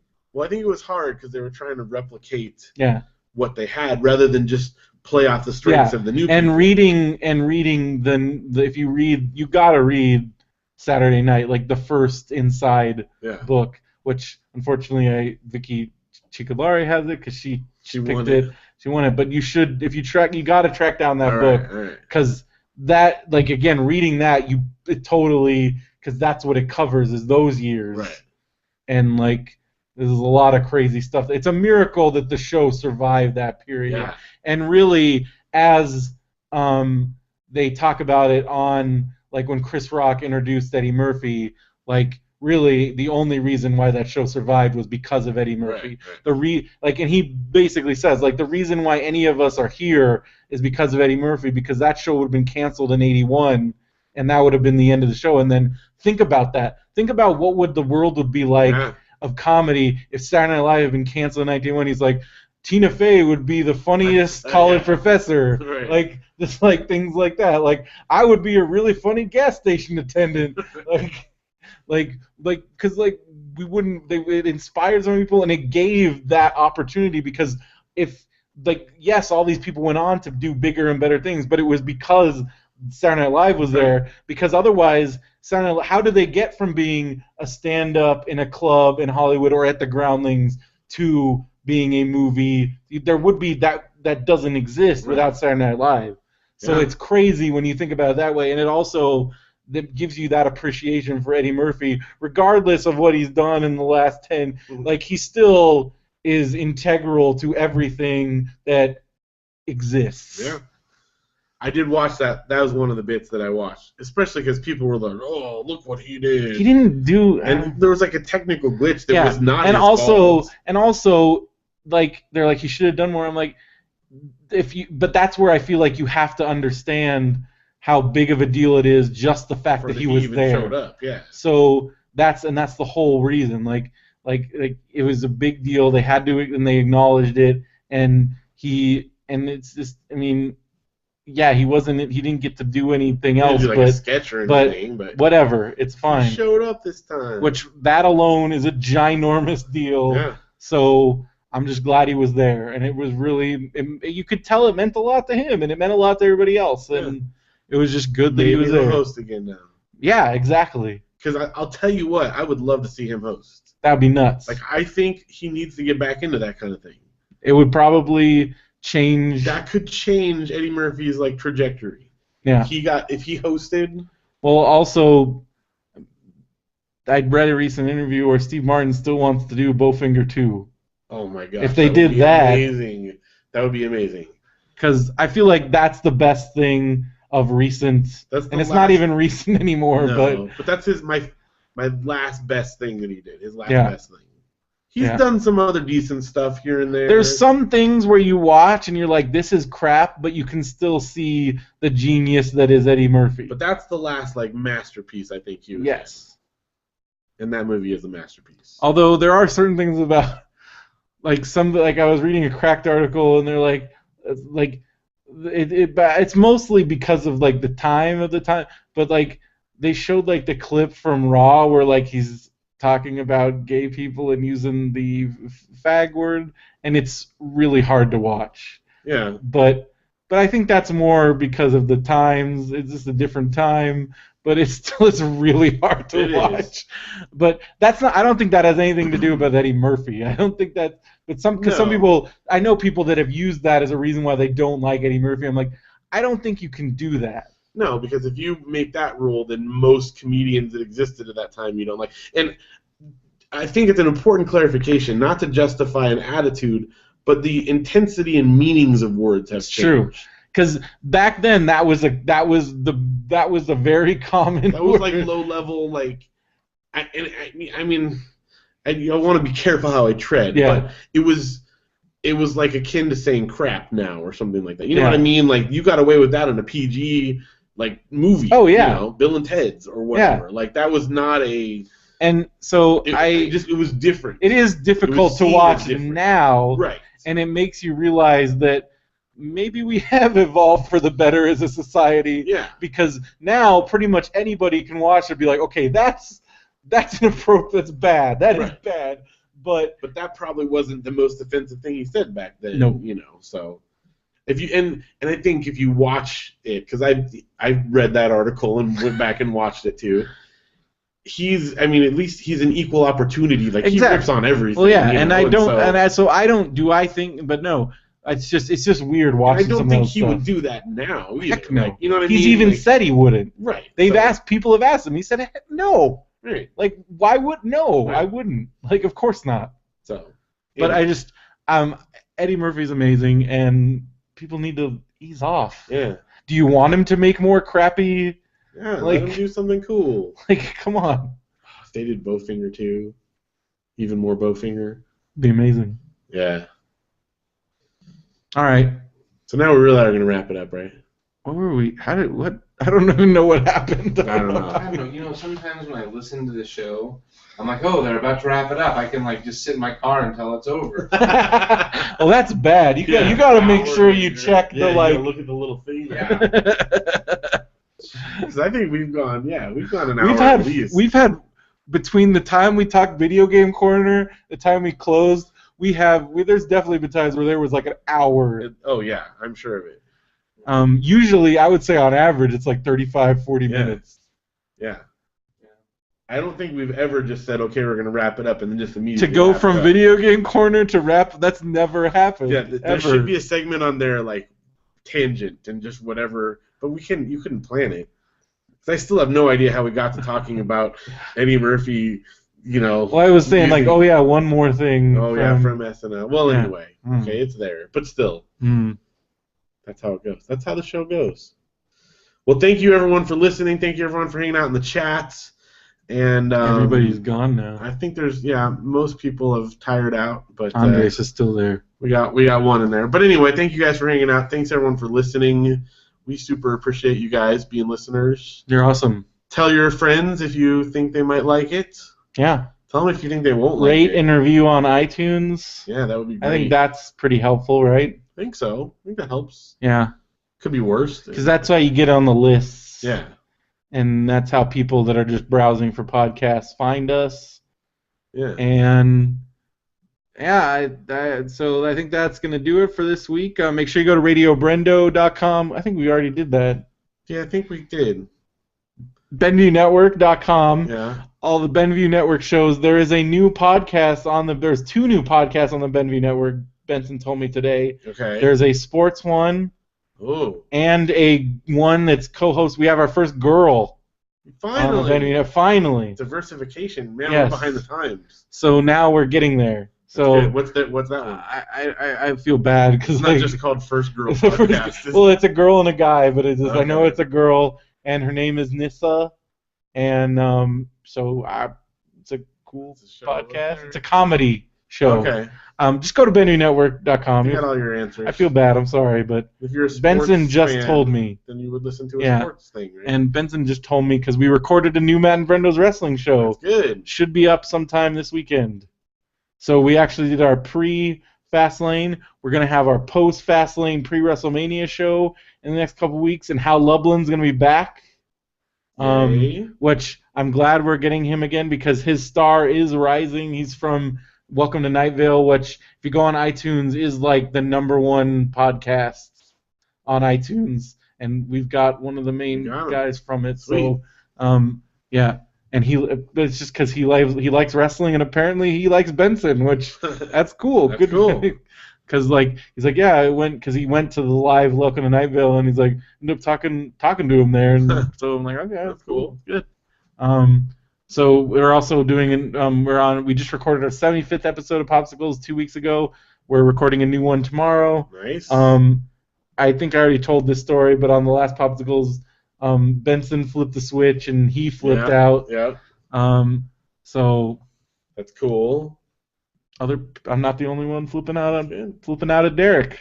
You guys gotta take turns. So I think at what point does Derek evaluate his own character, because that it's not just me that's flipping out, maybe, but I don't know. I think he's got an immutable nature. He may never. Probably. Also, if you want to join our book club, buy stuff from Amazon, all those things, you can check that all out on radiobrendo.com. And also, the Adam Wells, we haven't heard from in a while, but we still have that obligation, so make sure. TheAnimals.com. TheAnimals.com. Beyond the Shield podcast. And all his stuff. And all his stuff. Yeah. And BraxComics.com. Yep. There's going to be a new one. By the time you hear this, there already was. Good job. Yeah. And I think that's it, right? That's good. All right. Webcomics advocates for our panel. Yeah. Up here. And I think that's going to do it. Cool. All right. For Radio BrendoMan, I'm Brendan Creasy. And I'm Phil Vecchio. Have a good one, everybody.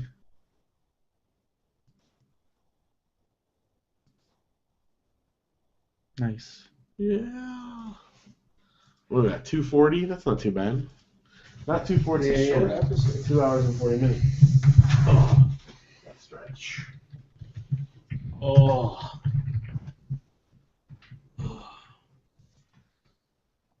Hey, I've got the rest of them. I only audibly snored twice. Really loudly out of this. Yeah. That's all right. It's part of the show. People are like, oh, Matt's on the show. Leave some snoring. So what are you guys doing tomorrow? Janelle had a secret shop Oh. at the, what is it called? It's the zoo out in Palm Living Springs. Living Desert, thank you. Living Desert. Yeah. What's that place? It's a desert zoo. So they have like desert animals and stuff. So they have that. But they have like stuff from the desert around here, but they also have like camels and like bighorn sheep. I don't know. Have you ever been there? Cactus. It's cool. I mean, it's pretty Yeah, I cool. have. They have like all kinds of stuff. Have we been there before? She's done a secret shop there Don't before. they have wolves? I think there's wolves. That's cool. Yeah, it pays $75. It's going to be hot. It's like in the 70s.